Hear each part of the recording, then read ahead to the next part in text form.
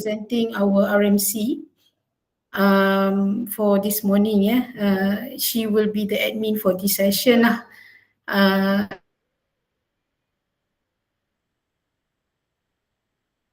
In terms of morning.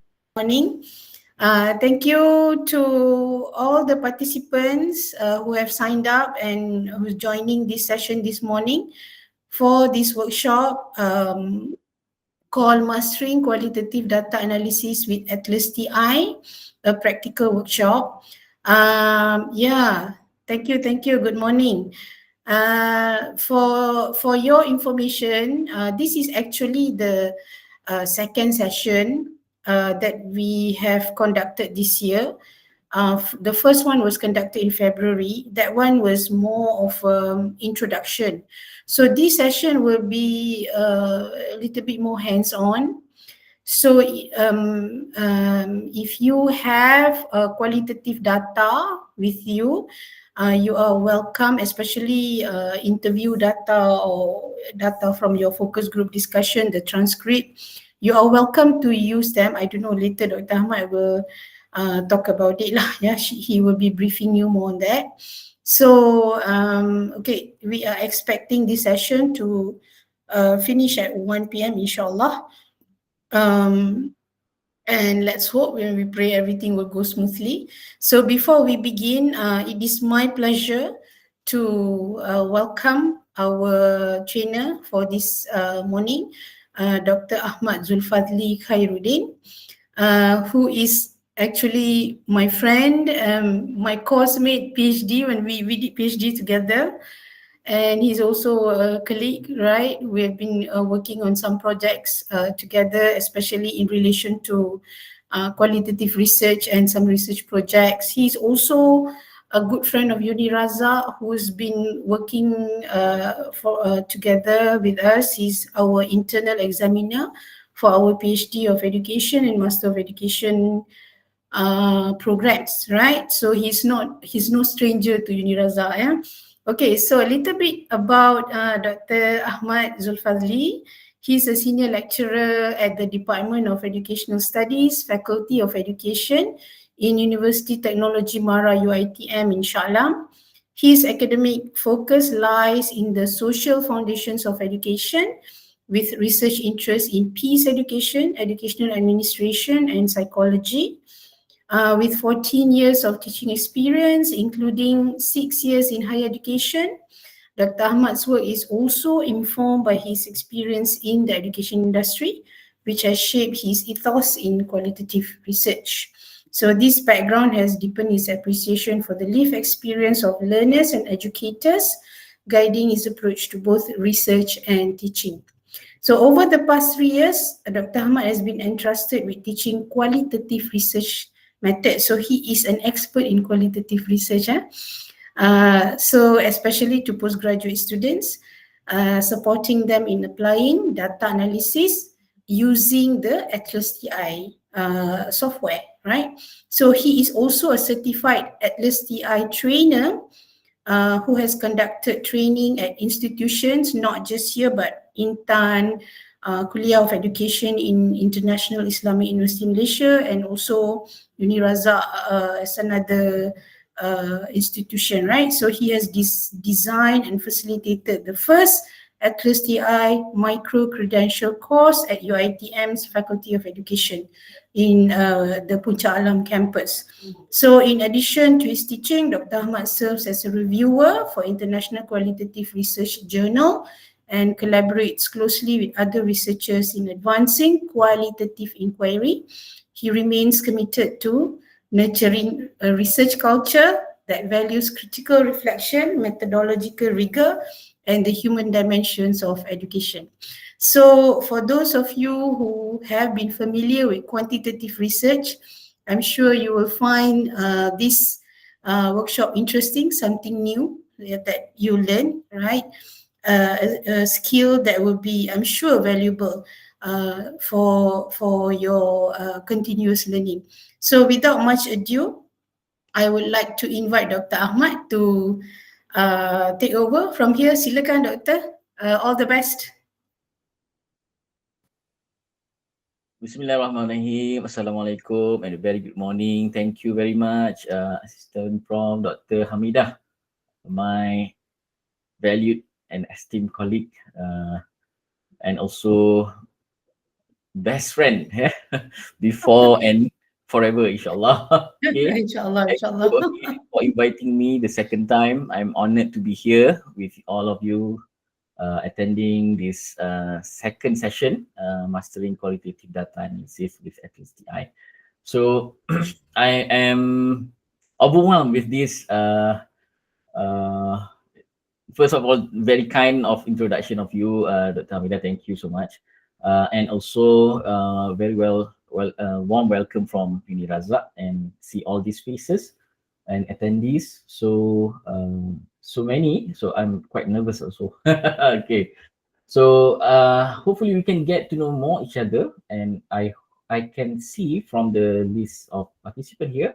I think some of the names are quite familiar from the last session that we met in February, last February. I think ada kot nama-nama yang um, um, dah ada Okay.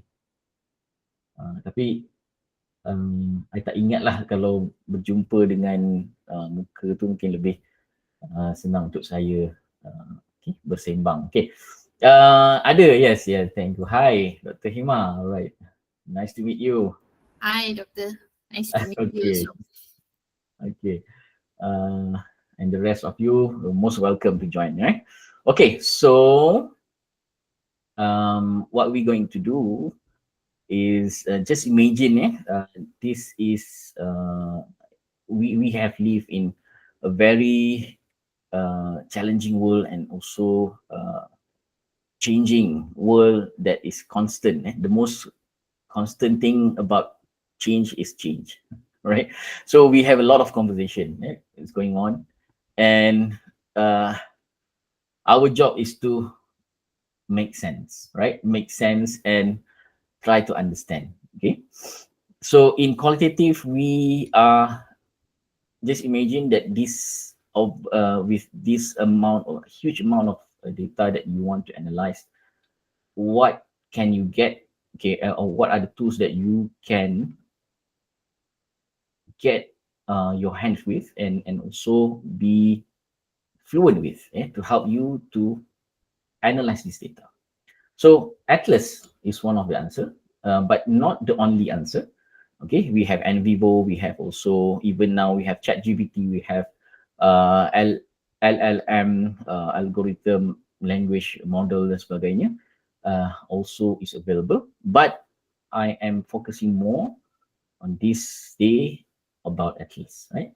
Okay. This is the second time, so I'm assuming most of you have the software with you or have the access to the software, because for your kind information, this ATLAS.ti is available also in web version. And I don't have any ties with ATLAS.ti.com. I don't have any any income get from them from promoting this Atlas, but it's just very practical and very useful software. That's why I'm teaching it, right? Okay, so if you have the access, you have the software, you can open it now and go through the materials that I have provided you, okay, and also try to import all these documents inside the project.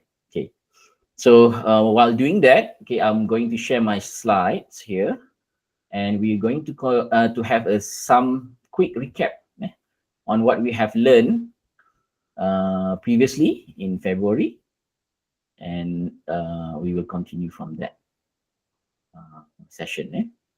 Okay. Excuse me, sir. Hi. Yes. Yes, this is Ahmed Abdul Hafiz from Saudi Arabia, Medina Munawwara. Hi. Assalamualaikum. Yes. Good to meet Alaikum you. assalam wa rahmatullahi wa barakatuh. This is the first time I joined this session. You are talking about a software or something like this. I don't know. ATLAS.ti. Yes. Atlas AI. ATLAS.ti. Okay, I will look for Yeah. it. Okay, sure. Thank you. All right. Just type in ATLAS.ti.com, or you Okay. can just Google ATLAS.ti. All right. Okay. Thank you. Thank you. Okay, no problem. Okay, so while doing that, I will do some recap for all of us. Okay.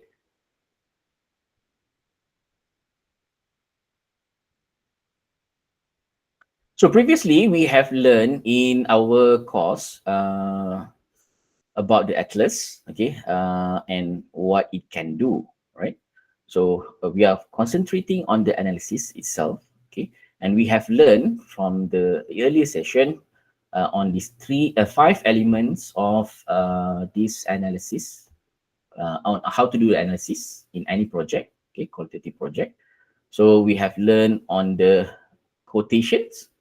Okay, if you still remember, what are the quotation? Quotation is like a code that you highlight, okay, in your data that you find it an interest in. Yeah, you have interest about the quotation or the quotes, sayings, or any sentences or single word that you think that is important or related to your research questions you want to cite, you want to quote, that is quotations.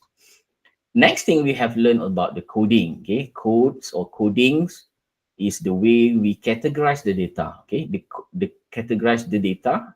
Data means it can be in the form of quotations, images, audio, or anything that is related with your data, okay. So we, by giving codes, codes, CODES, we are doing codings, right? So in here we will use coding as usual as it can, yeah, right? And then after the coding, we have learned also the themes, okay, how to get, how to extract from the data on and get the themes. And then after that, we have learned on the coding network and not yet about the theme networks. Okay, this is going to be today, today lessons. Okay,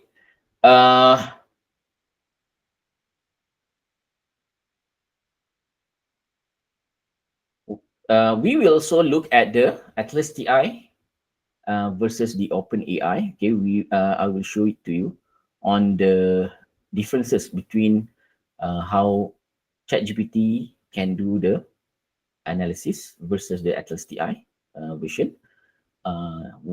Kind of auto coding, or we call it word searches, that is available in Atlas software you can do, which is similar to OpenAI but more reliable and more comprehensive. Okay, and it will permits you to do the audit trail later in your report and establish your trustworthiness of the study. Okay. We have also previously learned on the way to import any documents that is related to your data, whether it is a text document, PDF, Word document, images, audios, or even videos. Okay, we can import it inside the ATLAS.ti. And then we also have learned on how to do the quotations. Okay, and codings, we have learned on the creating the codes and the coding process itself, including, okay, on putting comments towards the codes and also giving the colors, okay, for all your codings. This is for you to make sense of the data. Okay, again, making sense of the data. All right. Later we have also previously also we have learned on the in vivo coding and also a little bit on the auto coding, but today I'm going to focus that more on that, okay, later. And then the code manager, which will be on today, and also the link and the relationship manager or relation manager inside the coding feature. Okay, all right. Networks, yes, today we will touch on the networks and also the themes. Memo, we have learned this previously. And yes, lastly is on the outputs. Okay, I am not sure about the outputs, but I think last session we have not touched on the output yet. Okay, on how to export all these analysis for your usage, and that is not covered yet. Okay. All right. So, are you ready to continue the session with this thematic analysis and also having your project ready or the software with you? If yes, I can start. Okay. We will start off with the thematic analysis. Okay. So in doing the analysis in qualitative research, okay, there are many ways of doing it. Okay, you can use thematic analysis, you can use grounded theory, you can use discourse analysis, narrative analysis, and so on. But today, I'm just focusing on thematic analysis, which will be very helpful for regardless whether you are beginner in qualitative research or you are an expert already, you have prior knowledge, you have prior experience in conducting qualitative research. Thematic analysis is going to be a very good hands-on knowledge that you can practice straight away. Yeah, and it is very, very easy to understand. Okay, so why do we do thematic analysis? The goal, okay, of research is to organize data into understandable patterns. Okay, we are looking into the patterns and develop new knowledge. Okay, that is the goal of any research. Just imagine a detective who is out there going out to solve a crime. Okay, what are the things that the detective would like to see or would like to start off in order to begin the investigation? It's about the patterns of the behavior of the criminals. Okay. Similarly, we as a qualitative researcher, we are looking into the patterns, okay, and we are categorizing data for us to make sense of it. Okay, of course, it is must be grounded by our RQs and ROs. Okay, RQ means our research questions and also our research objectives. Okay. However, if we look into the comparison, let's say the comparison between us, the qualitative researcher, and the quantitative research, quantitative is more straightforward. Okay, and the data is already there for you to categorize it, to look into the patterns, to see the structure, and even draw insight from the obvious data. For example, the numbers. Okay, how many? What are the means score from the sample that you have? What are the median? What are the mod? Okay, the t-test value, the t-value. Okay, and all this ANOVA and so on can be easily picked up from the data when you run it in the software. It is not the case for us for qualitative research to do the same.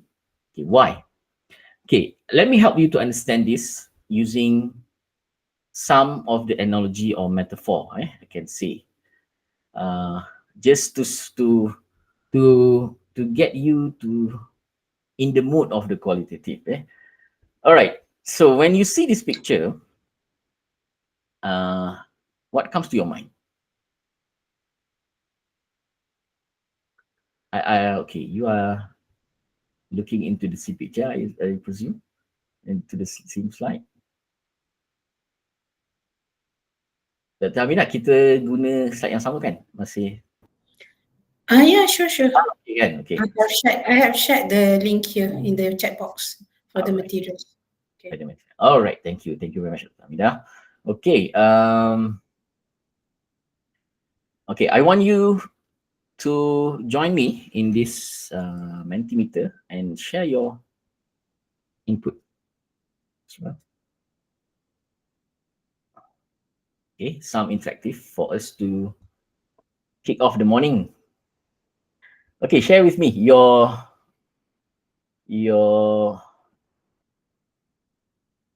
opinions, okay, about this picture.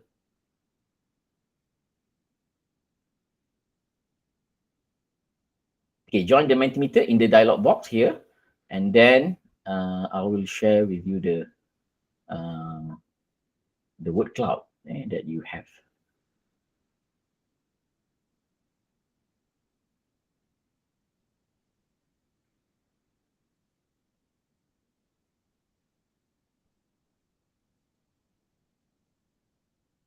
Okay, let me present this Mentimeter.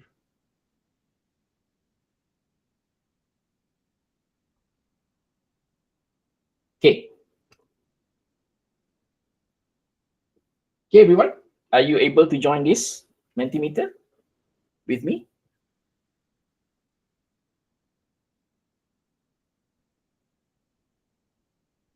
Okay, right.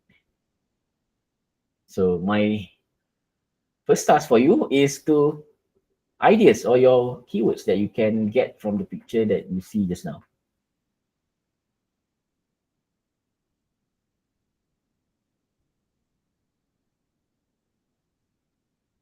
Aha, we have one here. Love.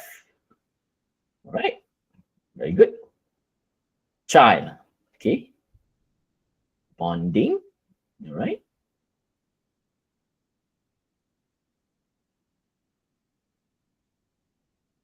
Okay, keep it coming. Yes. More. Okay, holding hands. Hold hands. Morning, quality time. Okay, very good. But I believe there is more. Work. Okay, attitude. Hold hands. Siblings. Boy, girl, and girl. Close. Trust. Wow. Right. Okay. All right. All right. Relationship. Nice. Beautiful scene.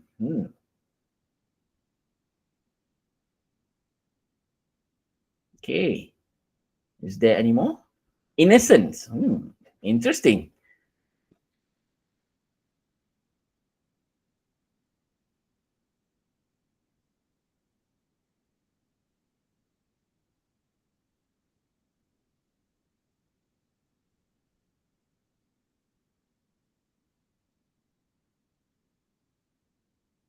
Brother and sister love. Okay. Bond. Okay, we have. Thank you. All right. Hold hands. Attachment. Wow, we have a big word here. Attachment, affection, connection. Closeness. Before this, we have close. Now we have closeness. All right. Okay, that's the effect of from the initial response to later response. The response has changed a bit in terms of complexity of the words. All right. Secure we have here, the latest one. Okay, that's very good. Okay, I like all these responses. Okay, so let me move to the next. Yeah, this one.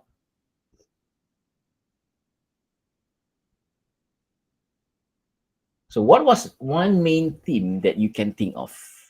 Okay, just now we have I can say that is a kind of codes that you have provided me. Okay, and that is the coding. Now just create a theme that you can think of. It can be anything. Vintage. Okay, is that a theme? Yeah, maybe it's a theme. Okay, very good. Maybe because of the color. Okay, the mood that the picture evoke. Yeah, classic. Family love. I like that. Early childhood, family bonding. Okay.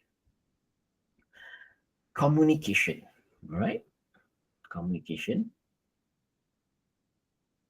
Interesting. Keep it coming. Is there anything else? Nurturing. Wow. Okay, nurturing, a theme.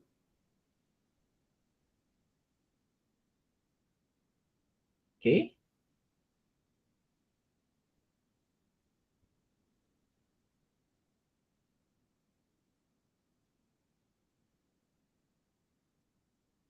Security, happiness.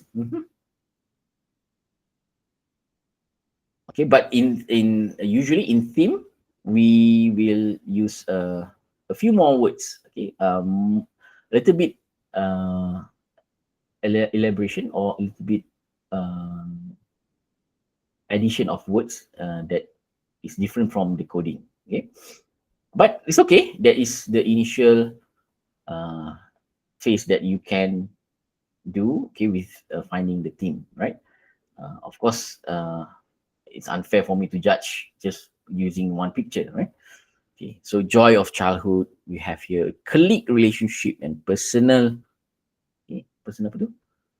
Personal attachment, wow, responsibilities, empathetic connections. I like that. Okay, family relationship. Wow, a very bright participants, I must say, and even I very sure that all of you here are not zero. Okay, you are from even much have prior knowledge better than me in terms of your own field, okay, and on your own research area. Enduring love, affectionate bonds, hearts connected through love and laughter. Wow. Peaceful moment comes surrounding family union, childhood innocence, unconditional bond, colleague relationship, and personal. Okay, thank you. Thank you very much. I really like that. Okay, now I have another. Okay, now let me explain first, right? Okay, shifting back to my slides. Sorry.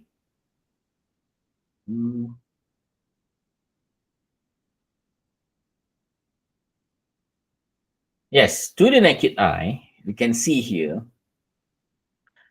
two children holding hands. Okay, and there's nothing more. There's nothing more information that you can put just by having that description, right? Okay, but in thematic analysis, okay, which you have proven to me just now, you are able to come up with a more complex, okay, concept or even theme like bonding, happiness, and friendship. I believe that these three has already been said and been written just now. Okay, very good. So, okay, so I'm going to have another task for you, but this will be another level. Okay, now look at my camera. Okay, I'll stop sharing this. Sorry. Okay, and I will show it here. Instead.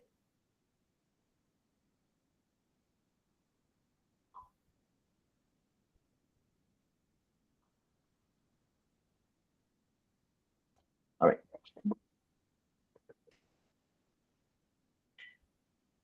Okay, so here I have in my table, on my table, what can you see here?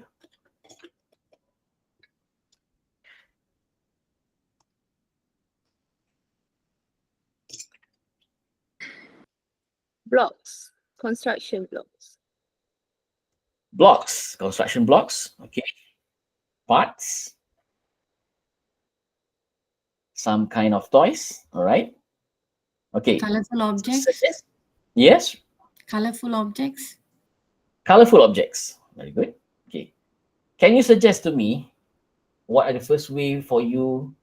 Can you help me to categorize the color blocks, objects, or toys that we have here?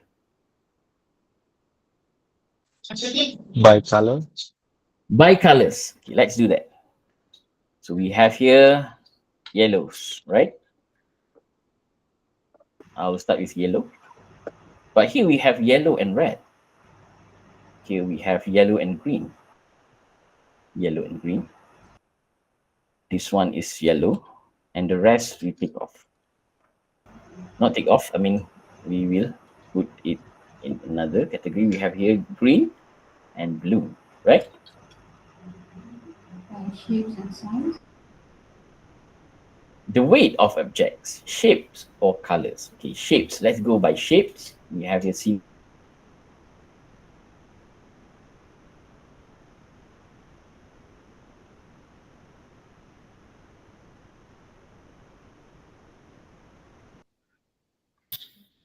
Doctor, By, your mic by, has turned off, Doctor. Oh, sorry. Thank you for letting me know. Okay, so also, just now you mentioned I choose to categorize it according to color first, and I choose another according to shapes. If I choose shapes, it's going to be the rounded, the cylinders, the rectangles, and this is for the colors, right? Okay. What about this one? we can also by sizes. Sizes. Okay, that's also interesting. So how do you suggest me by sizes? Small Using big sizes ones, small and big sizes? sizes. Okay, Yes, so small sizes and big sizes. use small and big. Okay, so I'm going to choose this small first. The small.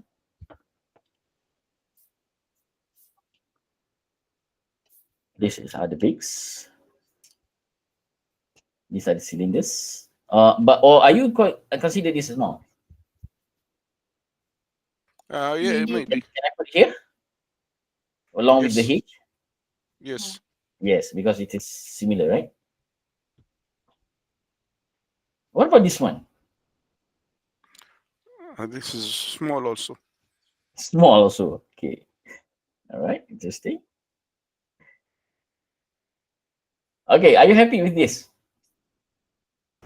No, I think No. Okay. it should Why? be by classification. I mean, by color classification, and then you can further break down into the sizes according to the color classification. That's Okay. my So observation. okay, come again. Your voice is quite I mean, slow. first of all, you need to classify according to colors. Colors first. Okay. Just now we had the colors. Okay. Yeah. So colors again. All right. So I'm From colors, you can further break down to sizes. then only two sizes. Right. So how do I do that? So colors. Okay, like this. Then only sizes. Yeah. Okay. Right. I mean, in the green color itself, you will have all the big sizes. You will separate by component. Like you will have big sizes in green, medium size in green, and small size in green. Okay. So big size of greens, middle size of greens, like this, and then big size of yellow, small size of yellow. Then we have the big size of blue and small size of blue. Then later we have the red, and last one is the white. Again, this little monkey is not belonging to any of these categories. You agree with me? Yes. Yes. Okay. And are we happy now? Yes. Oh, most of you think Yeah, yes. better than Color before. Yes. classification. Yeah, better. Eh? Okay. Okay. Thank you. Thank you. Thank you for your feedbacks. All right. Okay. Okay. Now, okay, let me switch off. Coming back to me.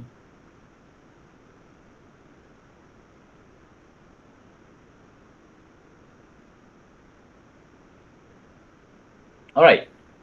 So, what is the purpose of me doing that, organizing things with these toys or blocks that you have? seen just now. What is the rationale behind it, and is what is what does it do with the ATLAS.ti and analysis? Viewing Can and you guess? processing the data that we receive for quality. Yes, exactly. See, your UNIRAZAK is very clever. We are making sense and we are processing the data that we have and categorizing it into different kind of categories. Okay. Similarly, we do that in transcription with transcriptions, pictures, dialogues, interviews, and so on. Okay.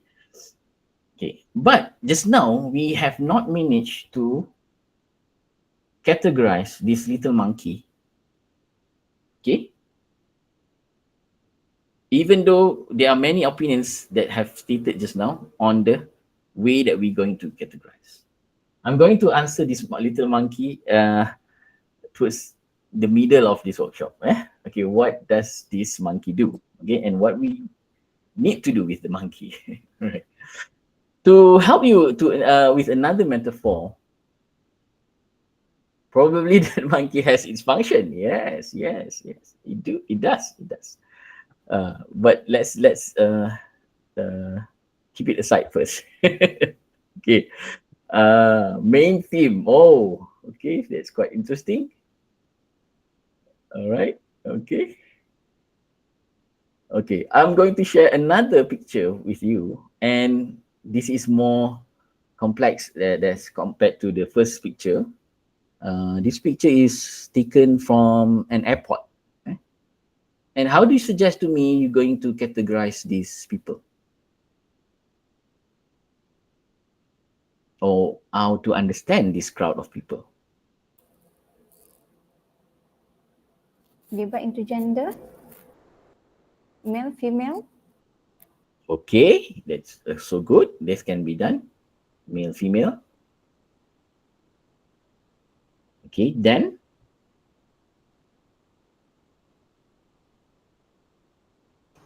their destination. Destination. Okay, easily can be identified. Okay, those are going overseas or local, domestic. What if I say I want to categorize them according to their missions or their purpose of going out from their homes to the airports, and they are in the mission of doing something big in their life. Some may be going for vacations, some may be going for a business, some may be asylum seekers seeking for protections, Probably just sending over. or maybe just sending over. Yes, can be also like that. Okay, and that's kind of qualitative data that we want to use. Okay, we want to interpret. Okay, anything else that you can think of apart from my suggestion just now?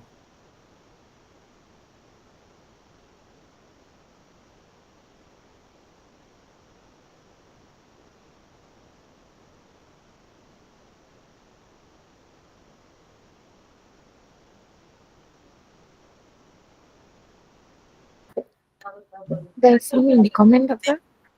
Oh, okay. Yeah, probably they are running from somewhere. I mean, Looking at Yeah. him sleeping versus chatting versus physically and versus okay, that is just description, descripting the behavior. Okay, the healing. All right, the healing, the most famous words that being used nowadays. With phone, without phones on hands. Okay, there is another categorization. Okay, company trip by demography. Okay, that is the description. Okay, the most obvious one. Okay, based on activities, leisure, work or leisure. Yes. Okay.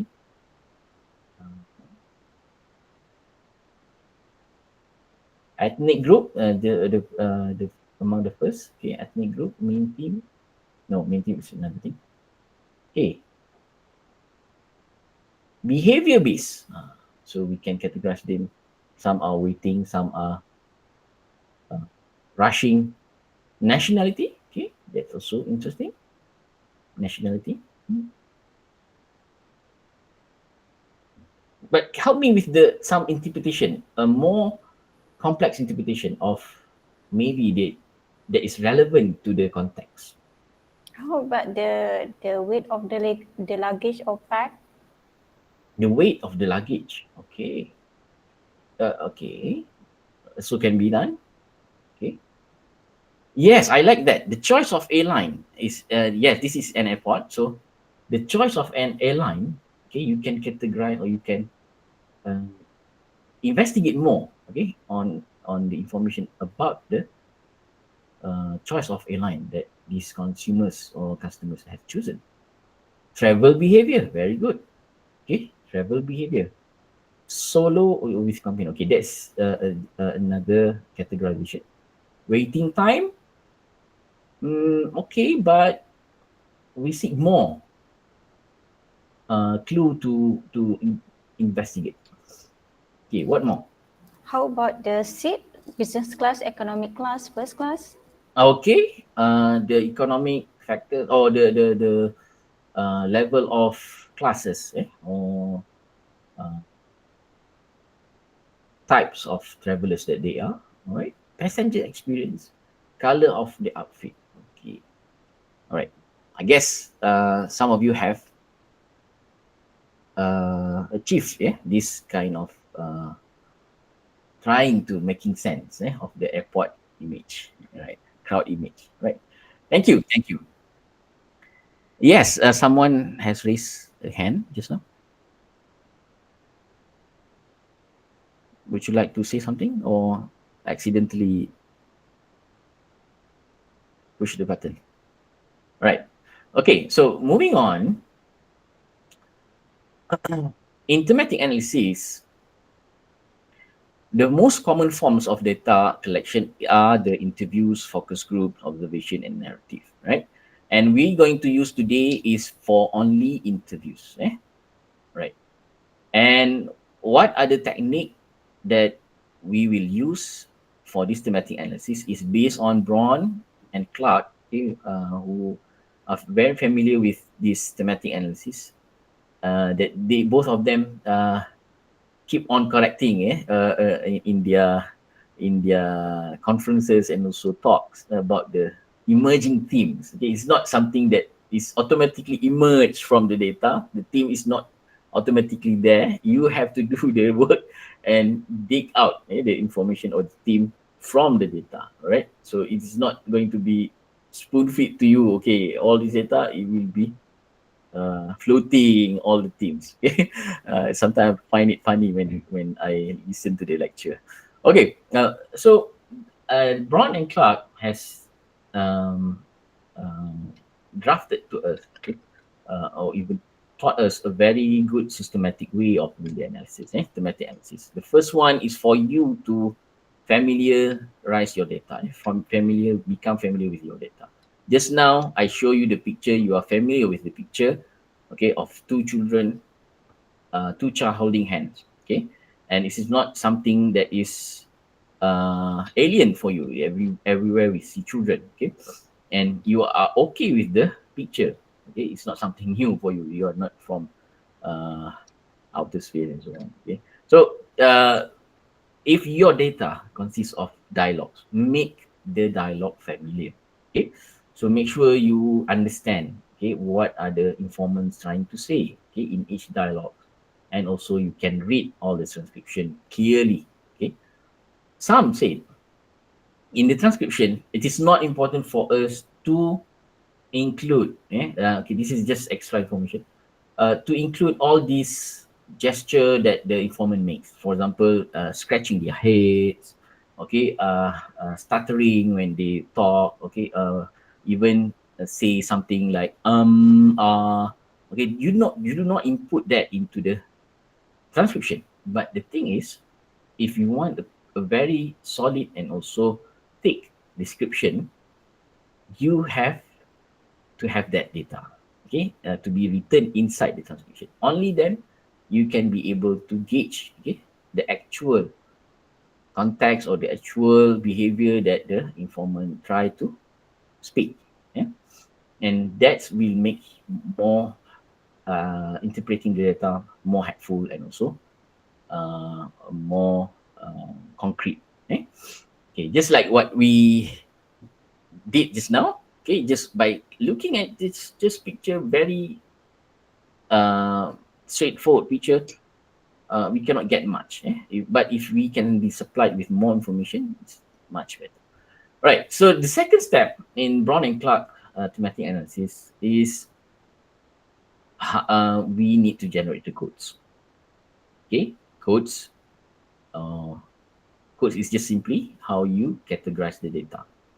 The third one are the themes from the codes. Okay, so from the codings, you're going to make a relationship, okay, between the codes, and here we will use the code manager to do that. Okay, and from that you can generate the themes. Okay, so after you generate the theme, you have to review it again and tally, okay, whether the themes is accordance to your data. Meaning it has continuity and it has relationship. It is not something. For example, the conversation is about burnout. Okay, teachers burnout or job satisfaction. Okay, suddenly your themes cannot be something about promotion or even the sun came out from the matahari terbit daripada barat. Tak boleh, something yang begitu jauh. Okay, so mestilah dia ada connection. The last one is for you to define what are the final theme. What are the final themes that you are satisfied with?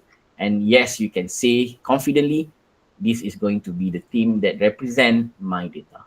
All right. Now, we have finished the first 50 minutes of the workshop. Do you have any questions? Or you want to clarify things before we go to the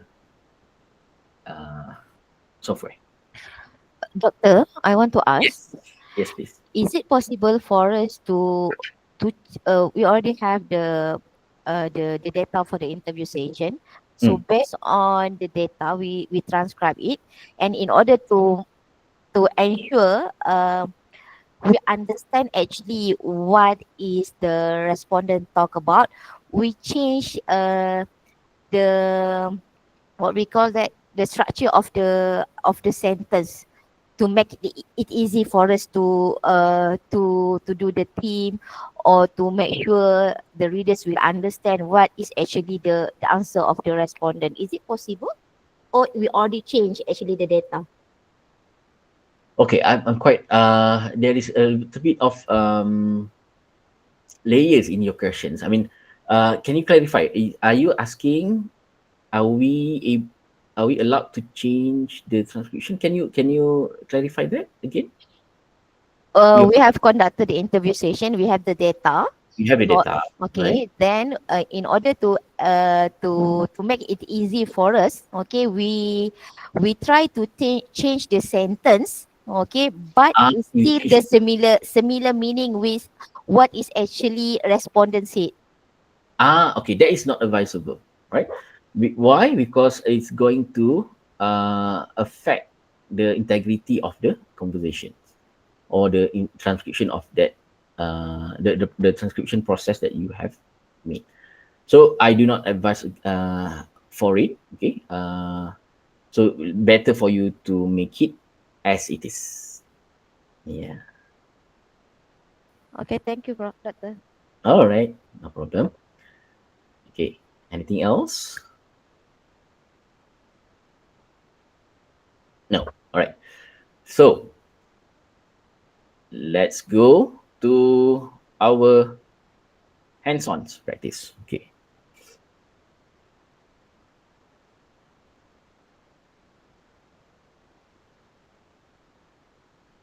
Okay, here we have from previous workshop, our hands-on activity and the research objective was exploring the challenges of at-risk students in secondary schools. Okay, since my field is more towards this kind of work, so I'm hoping you are with me with this kind of topic. All right, so the research question would be, what are the issues associated with managing at-risk children? Number one. Number two, what measures may be implemented to reduce challenges of managing at-risk children? Tak lengkap kat situ, sorry. To reduce challenges managing at-risk children. Okay, let me input manage at-risk children. Alright. Okay, so I have provided you P1 is participant 1 until participant 8, and the demographic of them are researcher, parent, student, principal, teacher, and a counselor. Okay, I have generated it in the materials that I've given. Now let's go to the atlas. Okay, I'll stop here sharing these slides. And we'll share this software. Okay, so if you are with me, when you open the project, you will have already all these documents inside the project. And this new addition to the documents are here, these two. If it is not there, you can import it manually on your own. To do that, you just simply drag and drop the document inside the document tab here on the left panel. Okay, bear in mind this is only applicable for you if you are using Windows version. Web version is a bit different, but actually share the same principle. Share the same principle. Share the same technique. So just drag and drop. Or maybe you can add documents, add files, and choose where the document you want to input. Okay. So I assume you have with you. So the comprehensive verbatim transcription is like this. Okay, when you open it, it will be like this. Are you seeing this? Are you with me? Yes, right? Okay. Okay. So okay, let's go through. Okay, making familiar with the data. Okay, so making sense of the data. Okay, familiarize yourself. Okay, ni teacher, ni counselor yang tadi kita ada principal, students. Oh, by the way, I interchange some of the words using Malay. It's okay, Dr. Amida. But I try my best to stick in English lah. Yeah. Yes, we do have some international students from China. Okay. Yeah. So I'll stick to English lah. I try my best. Okay. So P1 until P8, right? And previously we have Dr. Siti. Okay, double click it and it will open Siti. All right, and we have the coding, initial coding. Mr. Rahim also we have did. Mrs. Lim, or not yet. Miss Aisha, student Ali. Okay, so let's just ignore these informants and focus only on the comprehensive one. Okay, so I have another one here which is similar with what I have in comprehensive, but I'm just showing you how to import and also export in ATLAS itself the document. Okay, the words. Okay, so to do that, you can do that by add documents and choose new text document. Okay, so from your, say for example, this is a PDF. This is PDF. So you want to make it the Word document. You can do it inside ATLAS. So how to do that is just select all, Control A, and then copy it, Control C, and then paste it. Here we will have a new text document from inside the ATLAS. Why do you need to do this? If you want to use AI coding, yeah, again, why you need to do the text document, new document inside Atlas? Because sometimes the Atlas cannot do the AI coding using only PDF format. It will come error. Kan? Contohnya macam ni. Error. So in that case, you can choose new document and import text. All right. So I just delete this one. Let's go to the text document that I have created. Okay. I will show you on the manual coding first as a revision, and then I will start with the auto coding or the word searches. Okay. Let's do the manual. Okay. Now we are looking into the researcher P1. Sorry, the teacher. P1 teacher. Okay, so with me, I'm doing the coding. Thank you for joining today. Okay, I think the main challenge is consistency. So, all right, so making sense of the consistency. I think this is interesting to me, so I code it, but not yet coding. Okay, I just code. Right. Many ATLAS students come from unstable homes, so their attendance and engagement in class are very irregular. So their attendance and engagement in class are very irregular. So I think this is interesting as well, but I want to put coding straight away. So this is student habit according to me. What is according to you? It's up to you. It's up to you. Maybe you want to put another coding also can. Okay, we can see here attendance issue. Okay. Can we have two codes in one quotation? Yes, why not? Okay. You are the analysis. You are the analyzer. Yeah. You are doing the analysis. Okay, so it creates huge learning gaps when they miss lessons, they fall behind. And once they they feel left behind, they disengage completely. So, according to me, this is interesting. So I want to put coding here. This is also student habit, and I can say a new one.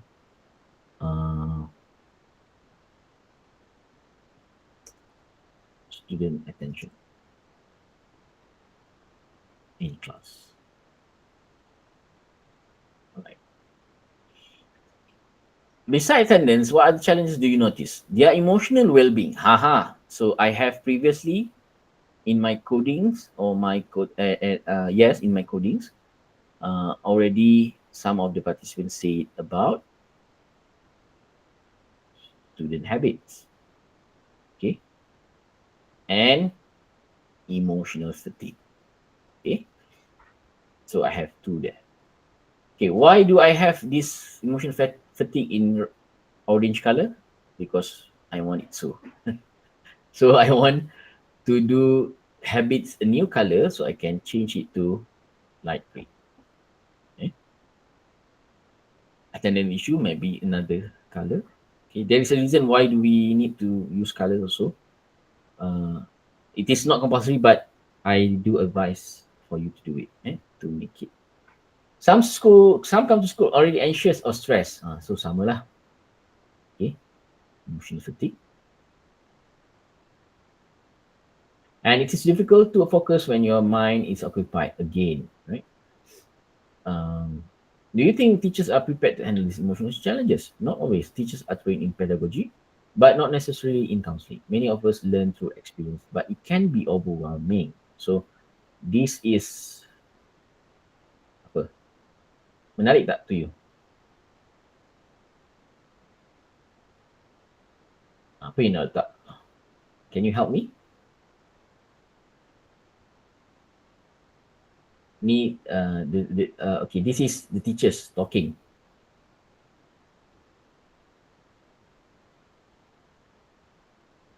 Can it be challenges for teachers?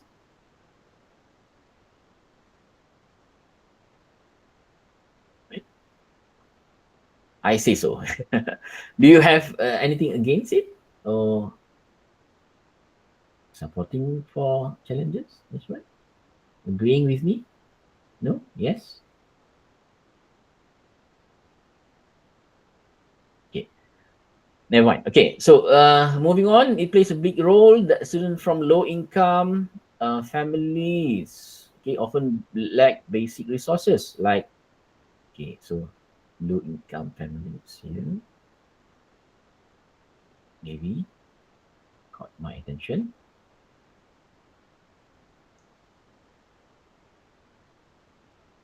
Okay. Often lack basic resources like textbook, internet, even quite place to study at home.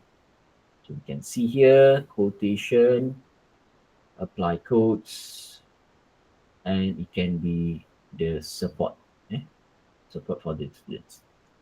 Have you seen specific cases where lack of resources directly affected performance? Yes, I had students who couldn't do online homework during the pandemic because he had to share one mobile phone with possibly he fell far behind. So here is the evidence for the child to be affected by with with um, attention in class, attention in class, and also student habit. Okay, yes. What about behavioral issue? Do they occur frequently? Yes, some act out because they crave attention. Again, right. So student habit and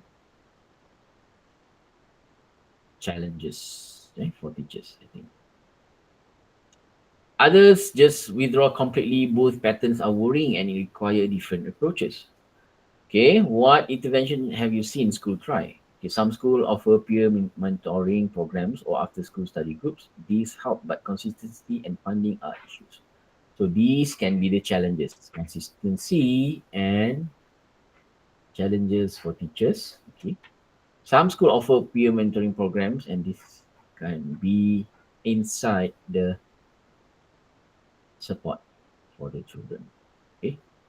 Okay, as we go along, you can see my ability to coding become more and more faster. Did you notice that?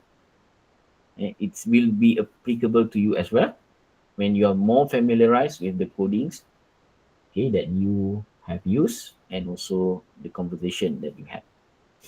Okay, once you know teacher, they respond better and are more motivated. Okay, what worked best for the student? So we can see here these are the strategies.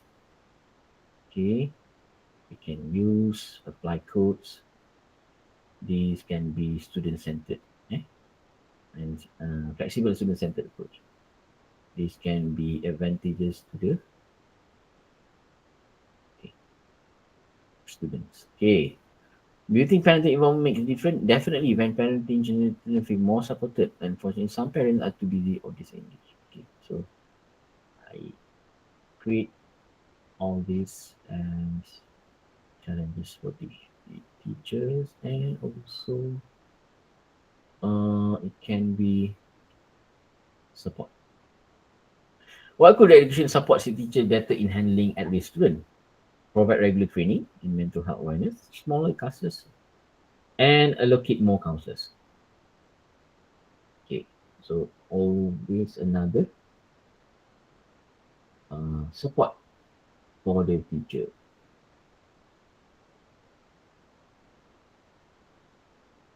Okay, support. Can I say something else rather than support? School strategies to to to help them lah. Encourage. To encourage, boleh? Encourage.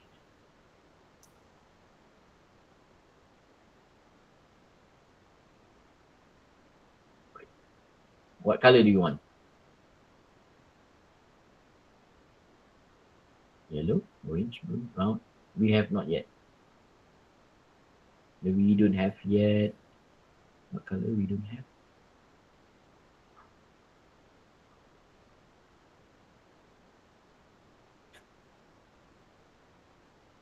There is no brown yet. Okay, so brown. You agree with me? Okay. Okay, be patient, build trust, and remember the behavior often hides deeper issue. Don't give up on them too quickly. Okay, so this also school strategies. In a whole school approach, okay, not only academic but emotional and social support. Okay, not only academics but emotional and social support. This is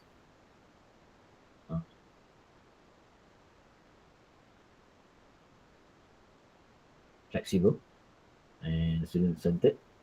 Whole school approach is also another strategy. Right. Okay.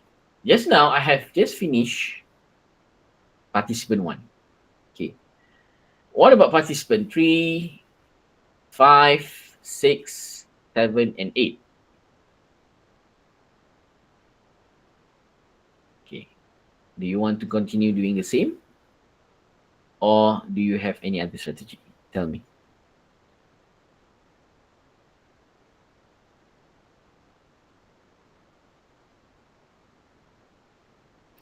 Are we able to generate from the participant ones, the coding? Yes. You mean in vivo coding? We generate. Yes, you can do that. Okay. Simply say, for example, here you think that this can be the coding. So we use right click in vivo. So we use exactly the word from the informant. Can we import the voice to the application, the ATLAS? Yes, the audio file. You can do that. Okay. Just simply import the document file. And then from the audio, you can analyze it. Here we have some sample. Right. Doing your interview and when you import the audio, do you have any difficulty for the ATLAS to process the word? You mean the transcription or the audio file? The audio file. I mean when you import the audio file to the ATLAS, sometimes ATLAS cannot read detect what the word that we use. Maybe we mix it with Malay or other slang. Okay.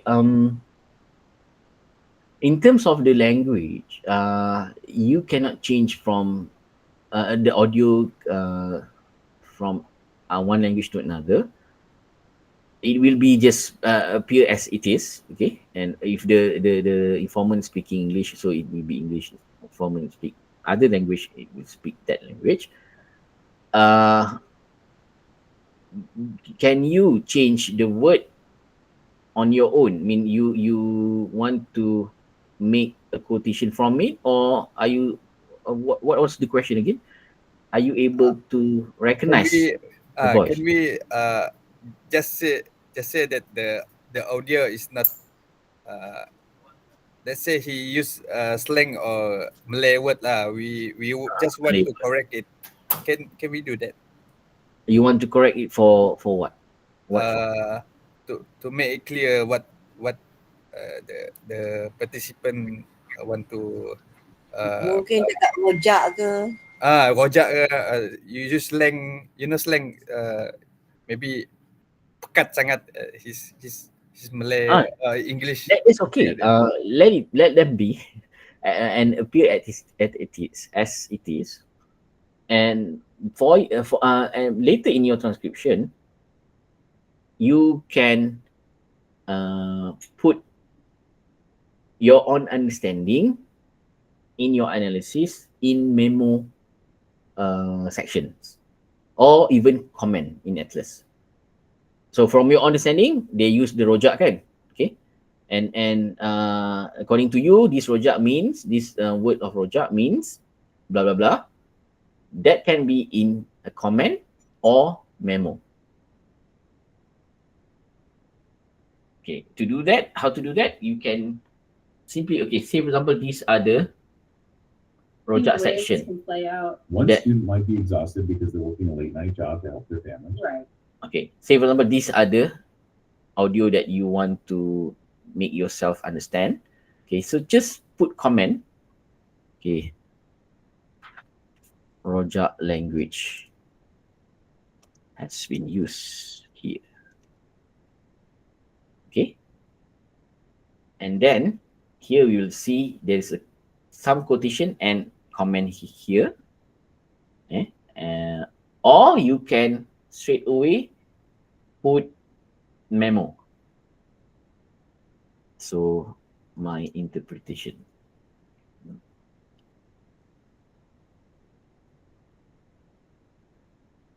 Rojak language has been used.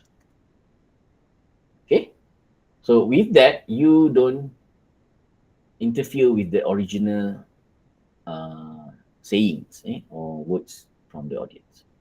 Sorry, from the participant. Okay, boleh? Is that understood? Adi? Okay, understood. Thank you. All right. Okay.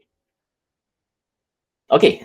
Yes, you have not answering my question just now. Can you help me to decide for me whether you want to continue to do the coding manually or any other means that you think is okay?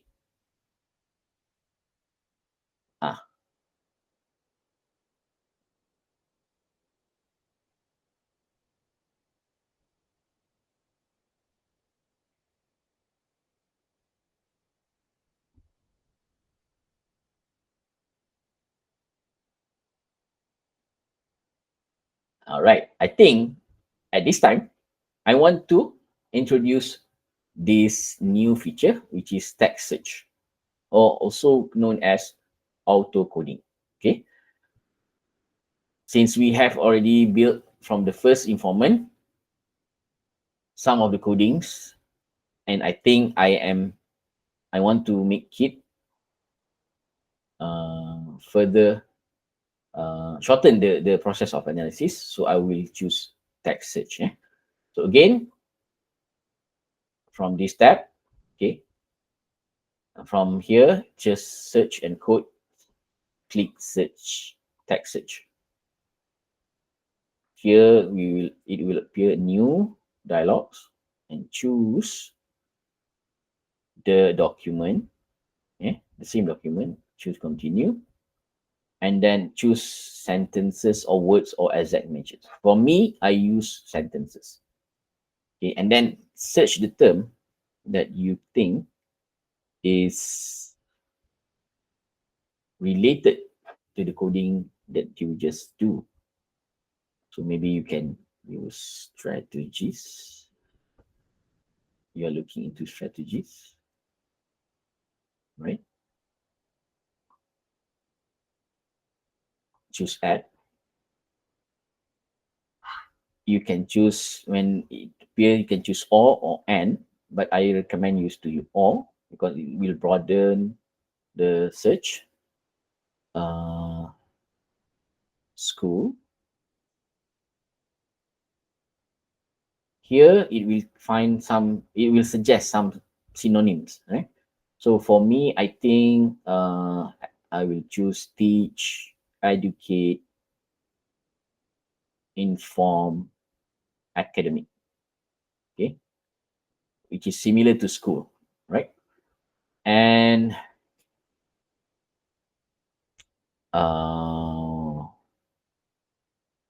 just now I look into support. So for support, it will have many synonyms. So I can choose here not advocate, more towards footing,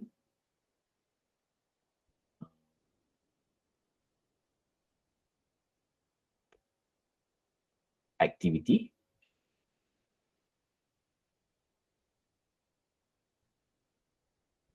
maintain. Oh, maintain. Right? Okay. And then choose to include inflected forms, meaning, for example, if the word is school, but in the transcription appears to be schooling, right? So it will also select that. Yeah. Strategies, the inflected form would be strategy or strat. Okay, it will also search for that. And then choose show results, and it will analyze for you. Here we have all these related words from informant 1 until informant 8 that has these words. Okay, from here you can apply codes automatically. Okay, according to your understanding, these are the school supports.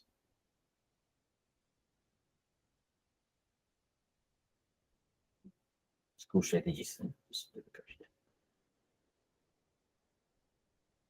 There you go. You will have all these 6 quotation applied by 2 codes. Right?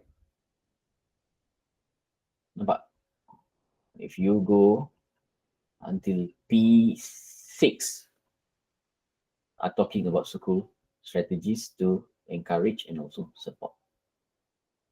Again, you have to check on your own whether it is suitable or not.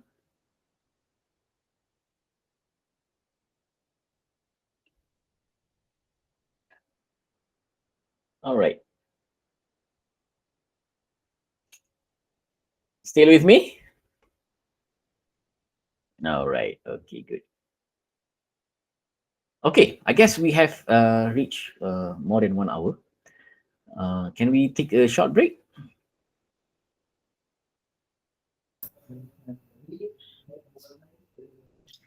Okay, Dr. Ahmad. Yeah. Thank you so much. Actually, I have a question, but maybe I can ask you later lah after the break. Okay. So I will collect all the questions. Maybe okay. you can also do the same, and then I try to answer it after this. Yeah, okay. So maybe when we come back lah, we open with maybe answering some question before we continue. So how long is our break, Doctor? Around 10 minutes. 10 minutes. So we come back at about 11:30 lah, 11:30. 11:30. Okay. All right. Okay. Thank you, Doctor. So we will come back for this workshop at 11:30. Right. Okay. See you all later.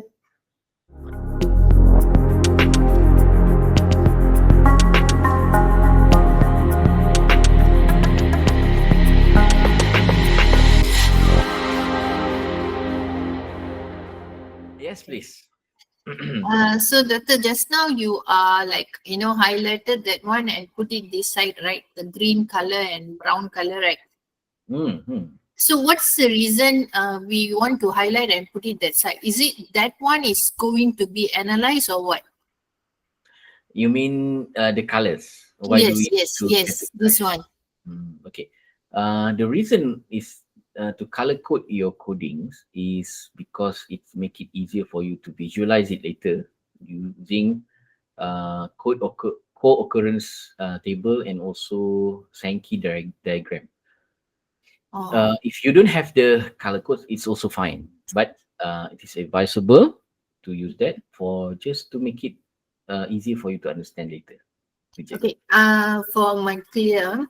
So this one, all the transparency documentation, this is the documentations from the participant and the interview, right? The questions from the interview. So now if we wanted to do analyze about this to get value for that. So how it's work? Are you saying about the audit trail? Yes. Okay. So how are you going to make it available during audit trail? How I'm going to analyze it? All this, response from the participants? We are currently analyzing it, using the coding techniques, okay, and Coding. thematic analysis, okay, by using the So arithmetic. this one is thematic. This one is thematic, yes. Okay. The way that I show you just now is the coding process. Okay. All right, Dr. Hema, thank you for the questions. Dr. Ahmad, I have a question. Maybe Yes.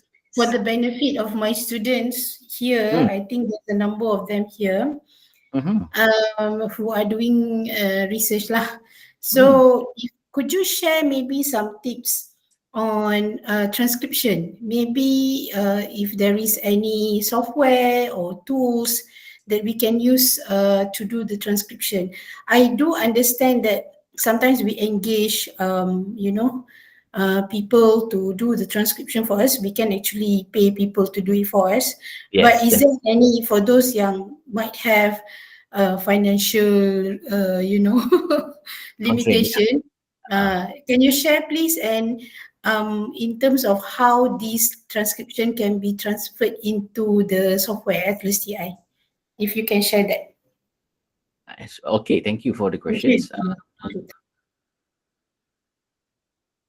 Okay, first of all, if you want to transcribe your interview or your dialogues with your informants, there are a few ways for you to do that. The first one is by using do it manually, meaning you listen to the recording that you had, okay, and then type it one by one, the words that you have listened.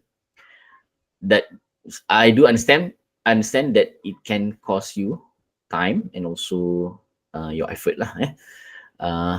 But the beauty things, the plus of doing that is for you to be already familiar with the content of the conversation.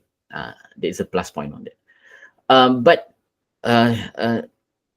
if you want to outsource it, that is also fine. Okay, which Dr. Hamida just said that just now, we can outsource it to another party and that party will do it for us.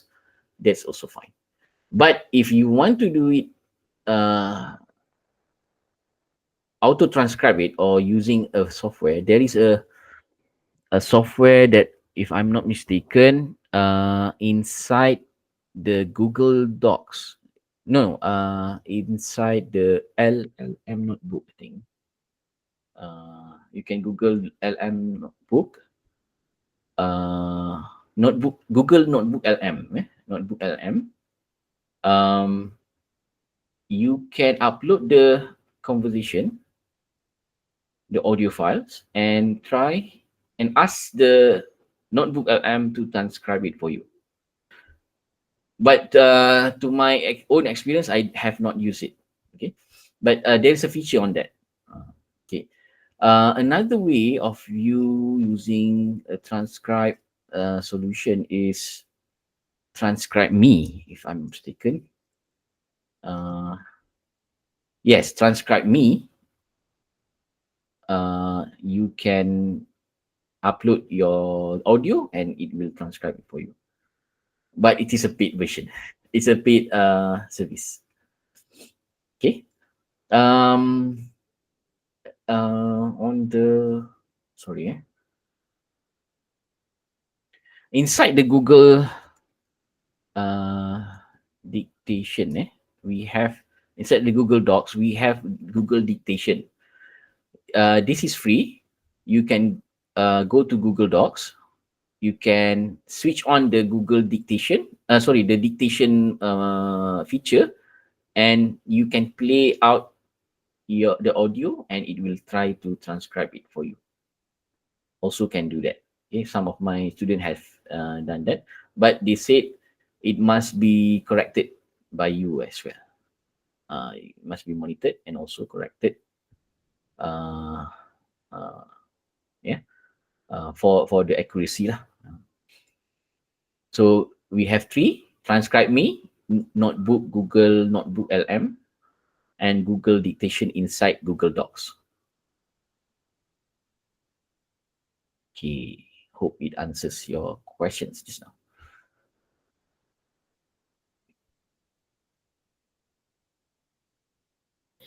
Thank you, Doctor.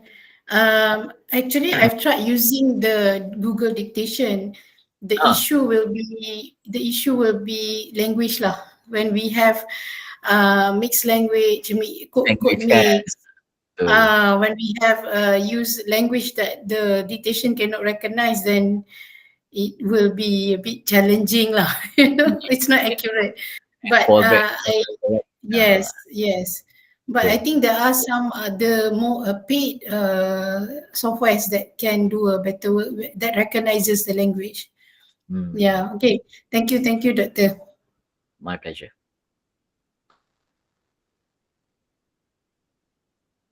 If you use Google Meet, you can also transcribe inside the Google Meet. Oh, okay, that's good. But I have never used it before. So yeah, we can try to do that as well.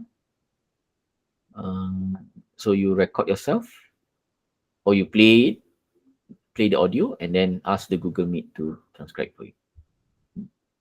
Okay, thank you. Okay, any other questions?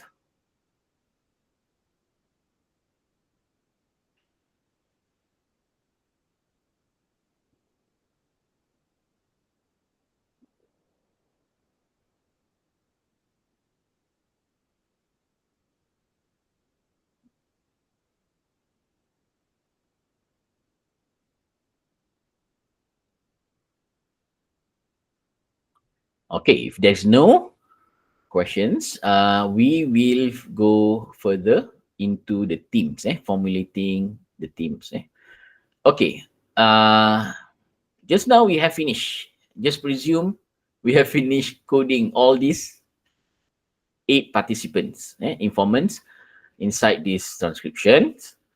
Okay, so just cancel this ribbon and then open a new networks. Okay, previously we have learned on how to do the networks. So straight away, I choose networks, straight, go to new network, create your new networks, which is the RQ1. I use network for finding my answer to the RQ. So here we have, what was the RQ again? Sorry. Issues associated with managing networks. Right. Here we have the first team network and the first network. Okay, what you want to do is go to the codes on the left hand side. Yeah, okay. And then choose the drop down button, and here we have 13 codes. Okay, so the issue managing at-risk children. So we can see from the issues, challenges, okay, emotional fatigue,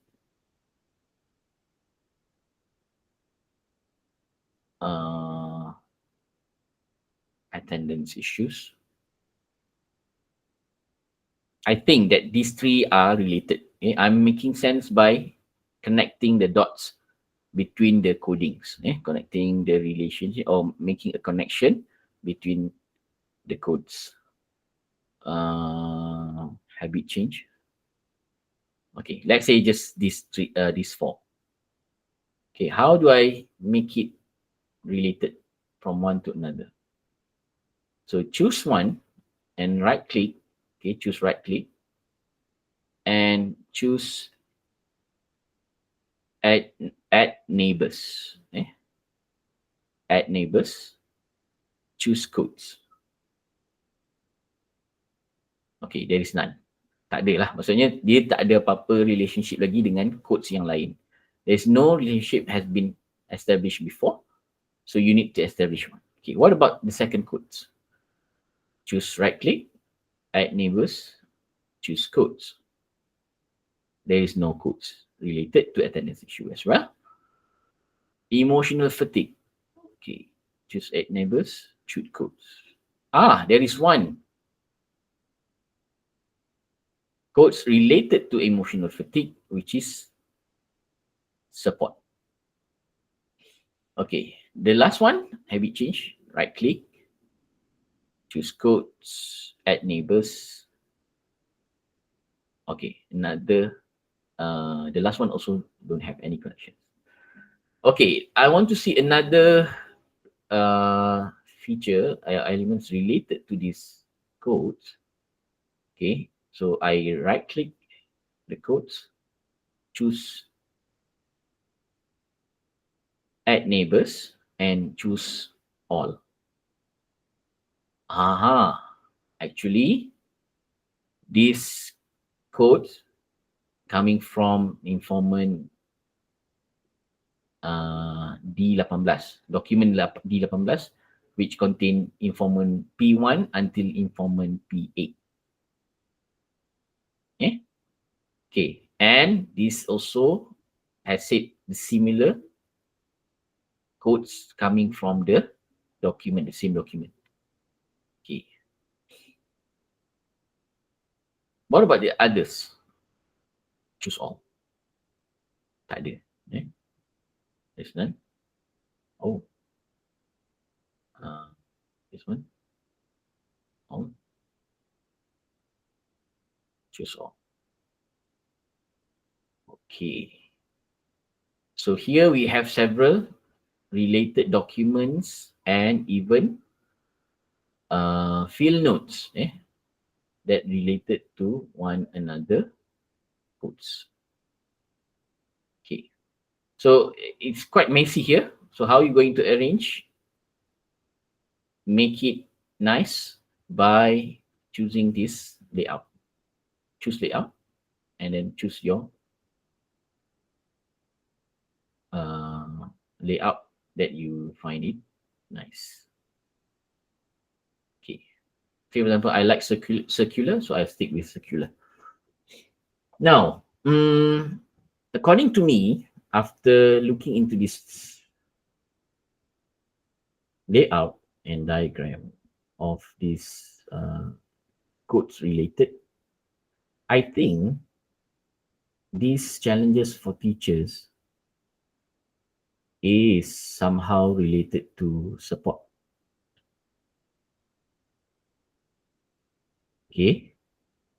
So I choose, okay, to do that, you just click the codes and there is a small box here and you can drag the box and make the connection.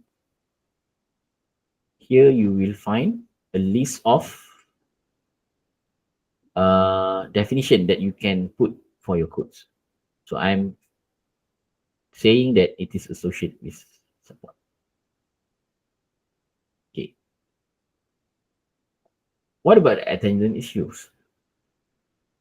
Attendance issues is also will cause emotional fatigue.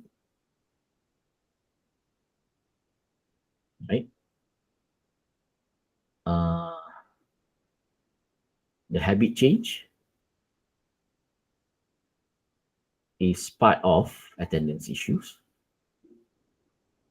And then emotional fatigue is also a challenge. It's part of, is a challenge for teachers. So I'm making sense by linking the codes, hoping for finding a theme that can answer my 𝐅𝐀𝐭, which is the issues associated with managing at-risk children. Is that understood? Still with me? Yes, okay, good. All right, show some response. Yes, thank you. Okay, now. Prof, sorry to interrupt. Yeah. Prof, can attendance issue connected to support? Probably attendance issue may need support. Can attendance be? Connected to support. Connected to support. Can. Okay, thank you. you that is your interpretation. So is property or is connected. So there is no connected word here. So I can make a new connected. Thank you, Prof. All right. All right. Okay. So here, let's go into circular again. No. What about top down? Uh,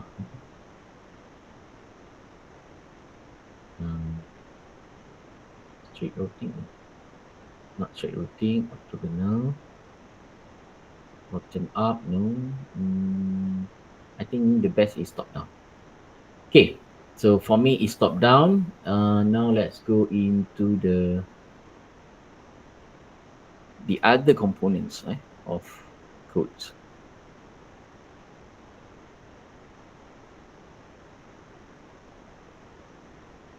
Okay. Go to the codes manager. Okay, just click the codes and then it will open you the codes manager. Here, it will list all the codes that you have, and also if you see here, there is a preview for you to look which informant says about the codes, the quotations and so on.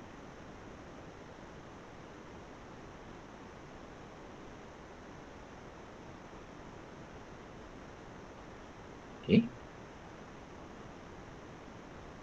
Now, can you do your theme, or can you group your codes according to your theme? Yes, you can do so by doing a new code groups. A code groups, new code groups. So to do that is to make to make a new group. You have to select first. Okay, sorry again. From the code manager, okay, there is a list of codes. So choose one or two. Okay, say for example, you just choose one, and then create new code group. Choose group. Okay. So this is 𝐅𝐀𝐭1 issues managing at risk.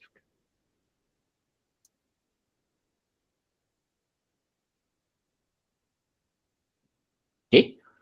So here it will give you the list of code groups that you have. Okay. From previous analysis, we have the in vivo codes, but I don't want this to make things easier. I just delete this. Okay. So let's categorize the codes according to the codes group. Codes group.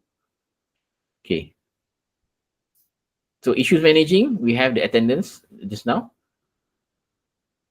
We have the emotional fatigue. So just drag it and put it under the code groups.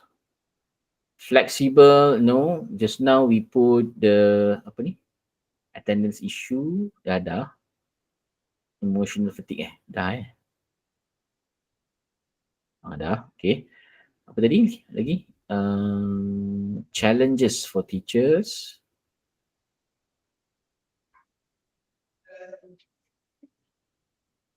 Then holistic and support. You just drag everything. Now you have inside the code group 𝐅𝐀𝐭1, we have 5 codes related and put it down under the code group 𝐅𝐀𝐭1. I want to answer another 𝐅𝐀, so I will make another code group. So again, the same thing, 𝐅𝐀2, which is about the, can somebody read for me? Measures, measures be implemented to reduce challenges.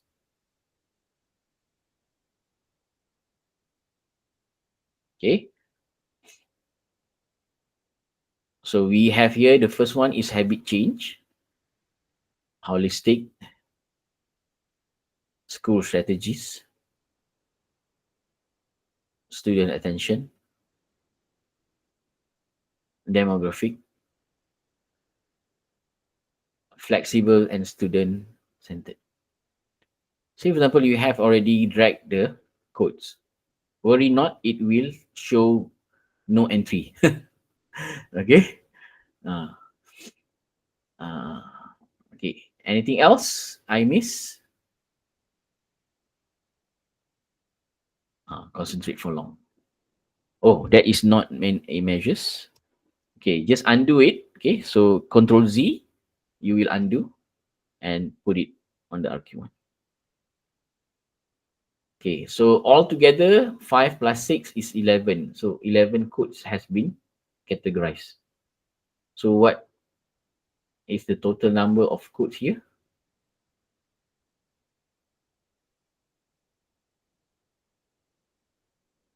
13. So I missed another 2.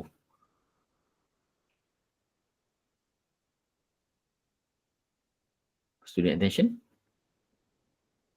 Tak masukkan lagi. Student habit.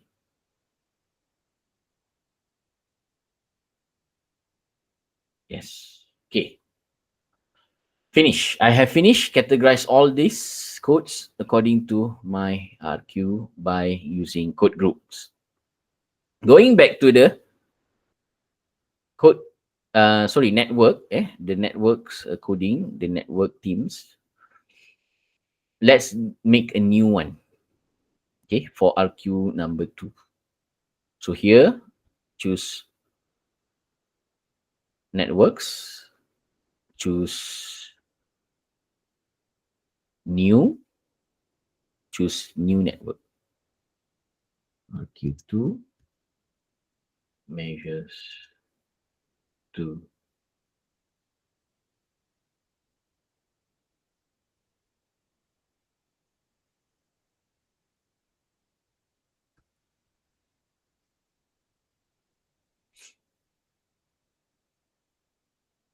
Okay. Previously, I make the connection manually, right? Sorry. From dragging the code one by one and then trying to make the connection. But in just now, I showed you, I have made already the connection inside the code manager. The reason to do that is for me to make a more faster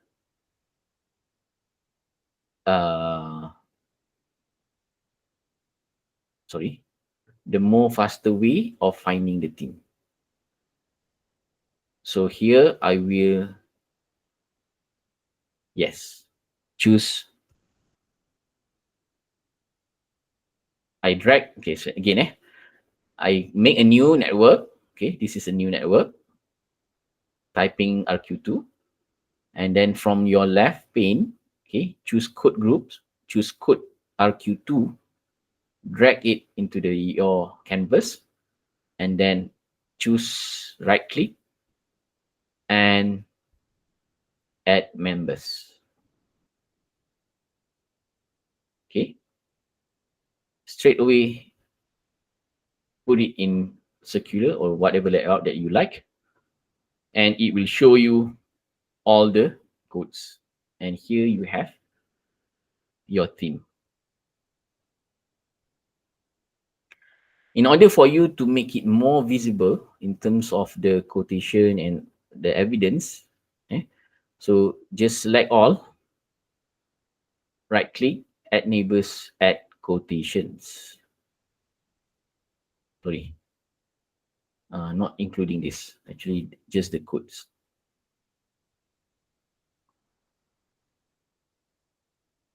Yeah, quotations.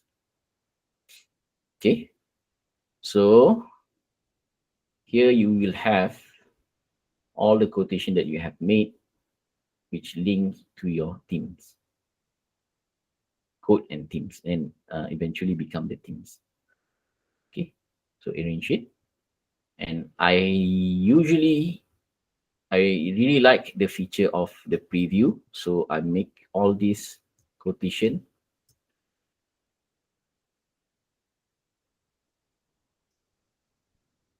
a preview so that I know the exact word that has been said inside the interview and where that is come from. Okay, so right click, show preview. See, this is a complete picture of RQ2 and I have the themes already. To make it more visible, circular, no, bottom up. This is more organized. Huh?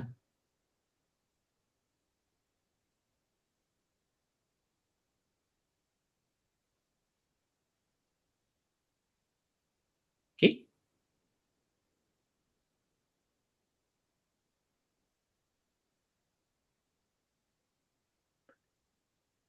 All right. So hopefully by this stage, you already have the answer for your RQ2 and the theme that you can expand in terms of the wording and also the sentences from the coding that you have produced. Okay.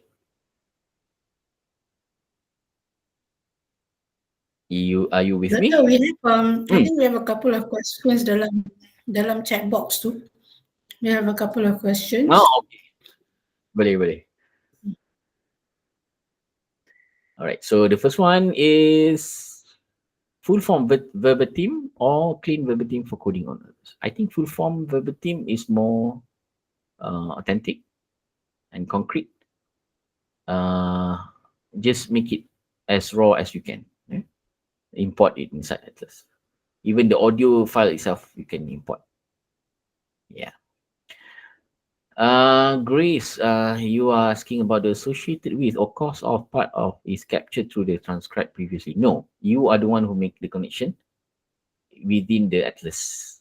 So it's not being mentioned anywhere inside the transcription. It is your interpretation towards the data. Okay. All right. Okay. So now, how to export all this to become your report, to be inserted inside your report? Simply just choose export, save PDF, save image, or print, just like that. Say, for example, I am choosing PDF.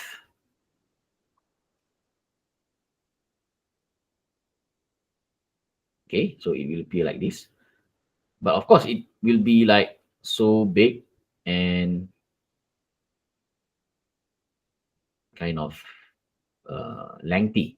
So what you can do is you can select them, or you can undo the preview that I made just now and choose layout to become more in one page. But it's up to you. Okay, it doesn't matter as long as you can prove in audit trail that you have done the analysis, and this is where you have analyzed the data and you have found the themes. That is fine. Okay, so in order for you to that, another way to do that is for you to just choose print screen, screenshot your diagram. Also can do. I've done this in my thesis and it's never been asked. I mean, the examiner was happy with it. So I've seen also in some of the journals that have used PNG, JPEG files as their appendix, also fine. So, or you can simply save image and choose to be JPEG, PNG, and whatever, and it will give you the completed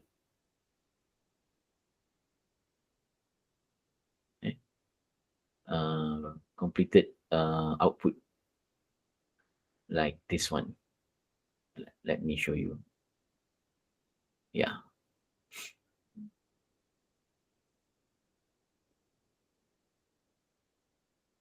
Okay. So it's intact and it is not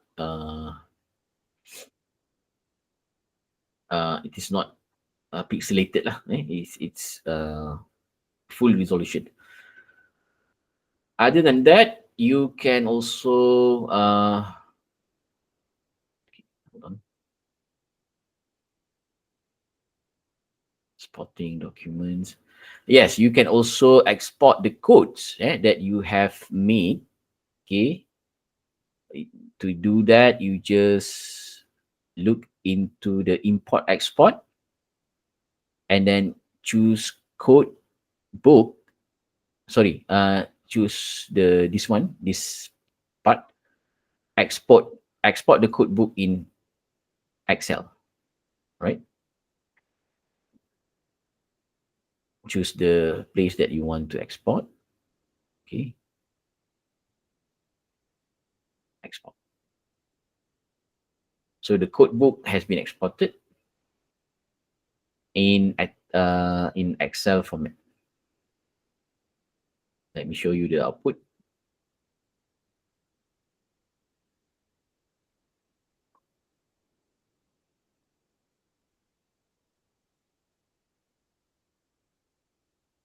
Yeah, this is the output. Okay, you can present it in the appendix or in your report as a proof for your code groups encoding process. Okay, another way of you exporting the evidence is by choosing the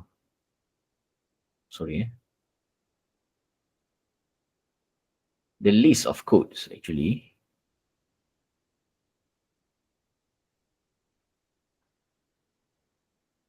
Hold on.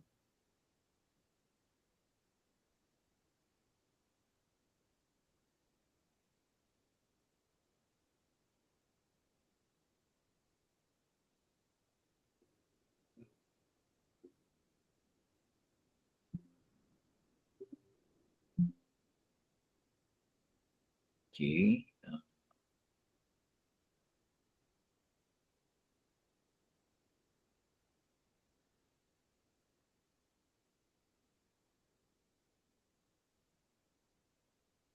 Okay. You have to go to codes.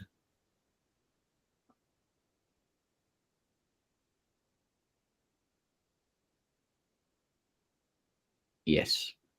Sorry, I'm not sharing my screen. Okay, go to your codes tab. Okay, and then choose export, choose report. Okay, and choose whatever codes or items that you want to output. Okay, and then create report. Here it will save you. It will provide you the report of the codes that have been generated in this study. Okay. If you want to see, it will be like this.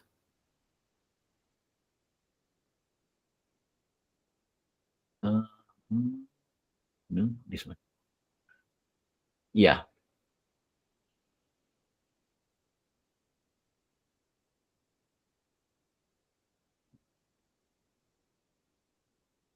Okay. From here, you can save in Word documents or even PDF.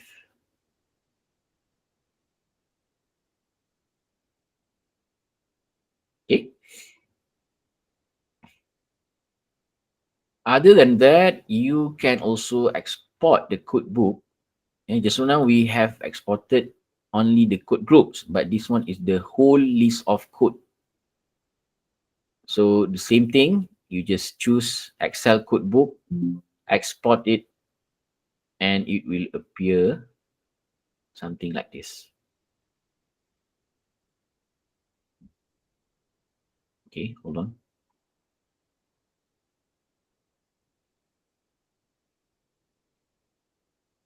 No.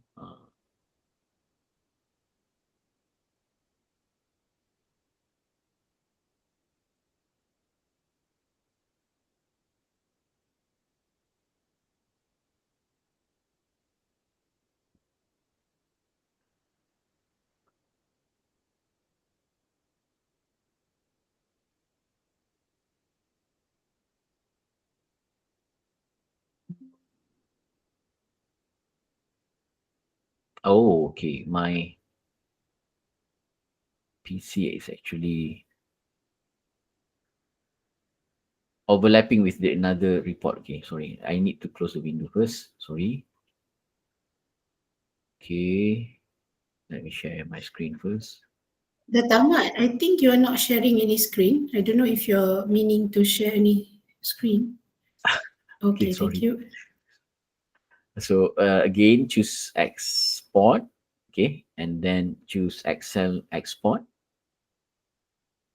Okay, choose all items and choose the code, comments, code groups, and any other that you want.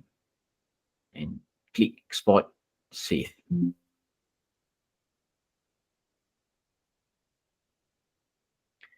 So it will appear like in the Excel format, something like this.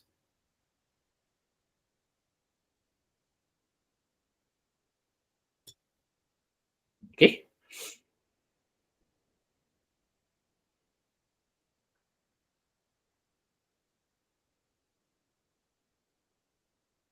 All right. So we have finished with the exporting. Let's go to code occurrence analysis. Okay, this is where it gets more interesting when you have this code occurrence analysis. Okay, so cancel all the windows. Go to the search, no, analyze. So go to this analyze and choose code co-occurrence analysis. Co-occurrence analysis.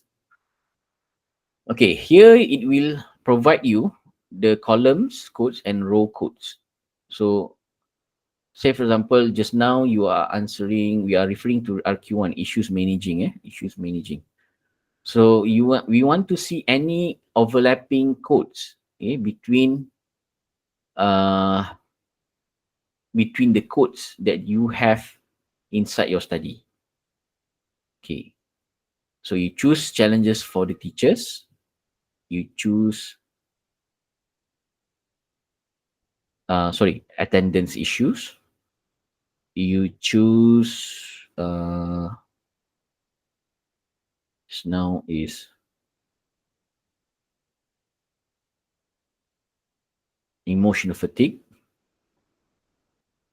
All right, you choose relationship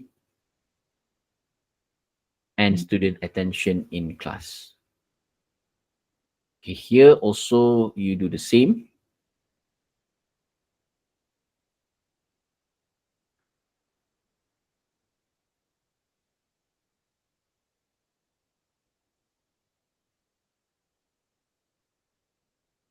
Challenges for each and attendance.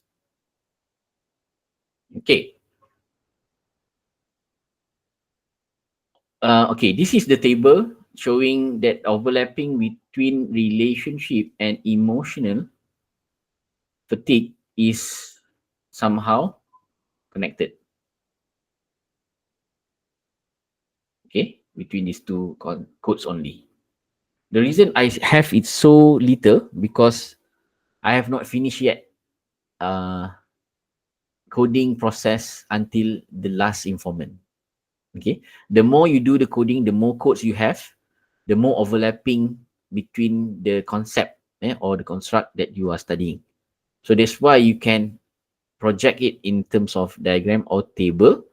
Here we have the table, or you can choose here the Sankey diagram just now to show the relatedness between these two codes.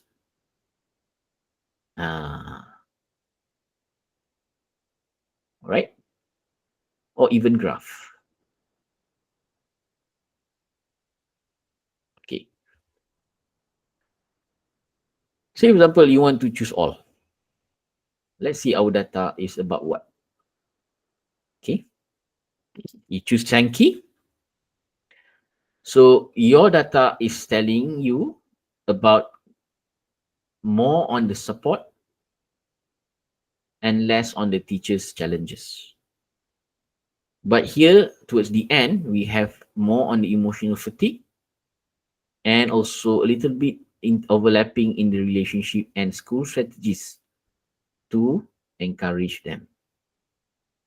Okay, this can be the simplest way for you to visualize your findings or to explain your data when you want to um, present the analysis. Okay, so I usually use Sankey or table, but Sankey is nicer. You can see here, nice. And this is where your color code make it more beautiful and more understandable. Macam tu lah. This is this is the way that I did, and you can export it again in image or in PDF.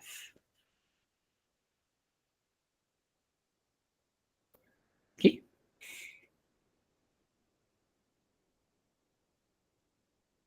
Yes, Dr. Hamida. So, Doctor, I'm just wondering, did you put in this visual representation in your paper, journal papers, or in publication or your thesis? I mean, Yes. is it put in the actual report itself in the write-up or in the appendix? Usually in the appendix. Oh, in the Usually appendix. But you can, if you want, put a figure, but not too much, because sometimes the journal is quite particular on that, and they have specific way of portraying the figures or diagram. Okay. So I advise you to put it on the appendix. Appendix, yeah. Even for thesis, yeah, Doctor. Even for thesis, yes, very good. Okay. Thank you, Doctor. It will impress your examiner. Yeah, I Okay. think one of the key things is actually this using this kind of software, right? As compared to the manual way of doing the analysis, is that there is maybe more confidence on the reliability, right, Definitely. and trustworthiness of the analysis, isn't it, Doctor? Yeah. Exactly. It will add value towards your trustworthiness of the data, and your audit trail will be so organized and systematic. You can start straight away present the audit trail if the examiner is asking. You just open the software and it's everything is there, and you can show them. That's true. I think that is probably one of the concerns in qualitative research lah, the trustworthiness. Because unlike quantitative research, where you have everything in numbers, right? So people question analysis in quantitative. So using the software, this is the advantage lah. You can actually show what is the process that we went through. 100%. Yes, Dr. Suhaida. Sorry, because when we do our coding, and sometimes we use our own interpretation, understanding how to code the sentence into whatever the coding we want. So like in quantitative, we have to do that validation, reliability testing, right? So in this qualitative data, when we analyze that, we do do we need someone to validate? That is the thing that to be coded in that sense, or is it understood that we just accepted that? Because when to do the validation, probably the instrument already validated. However, when we interview, the answers are macam-macam kan. So how we coding tu? Do we need to validate that? Exactly. That's a good question, Prof. In qualitative, we have the credibility issue. So to establish for to find your credibility of the study or of your analysis is by using some of the ways that in qualitative we call it as member checking. Okay, and also member checking means whatever data that you have analyzed and also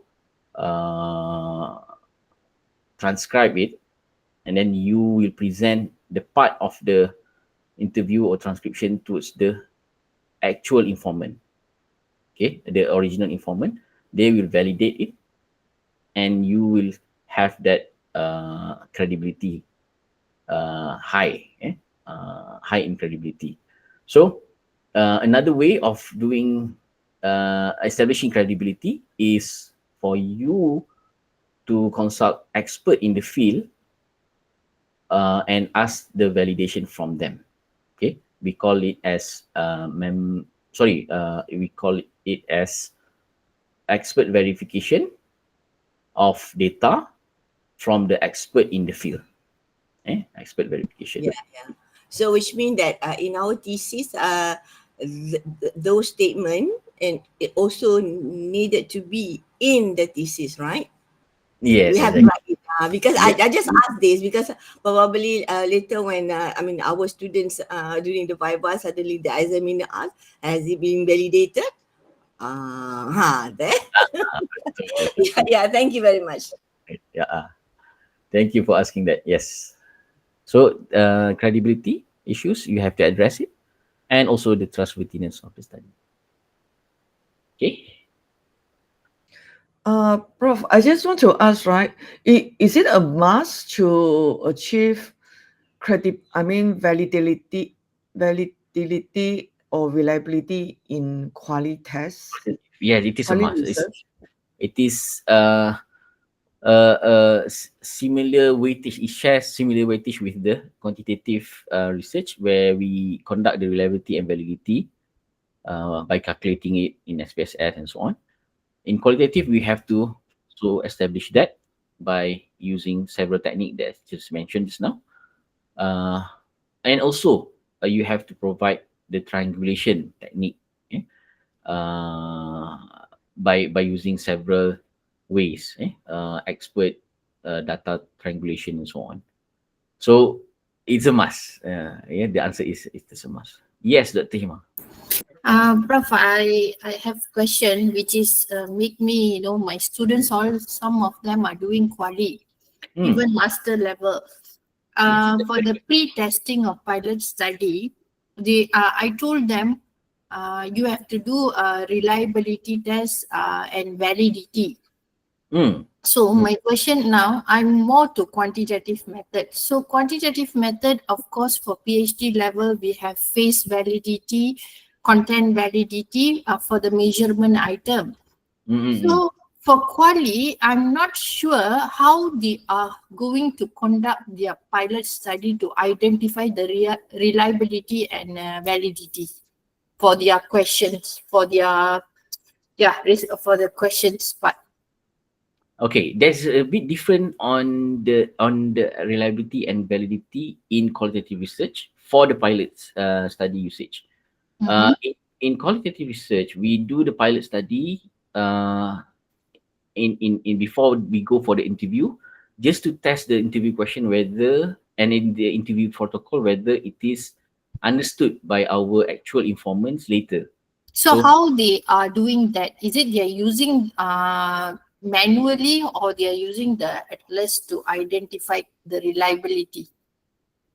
No, you have to do it manually. You have to test the question first with similar characteristic of your actual informant. That is your pilot. But that is not only way for you to establish trustworthiness and credibility in qualitative research.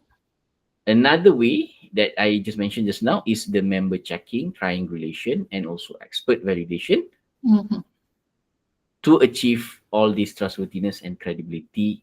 So it's same like how we did for quantitative also, because for quantitative we have phase validity, content validity. So to identify whether our measurement item is correct or not, any adjustment done. So it's really same like quali also, they have to do that kind of.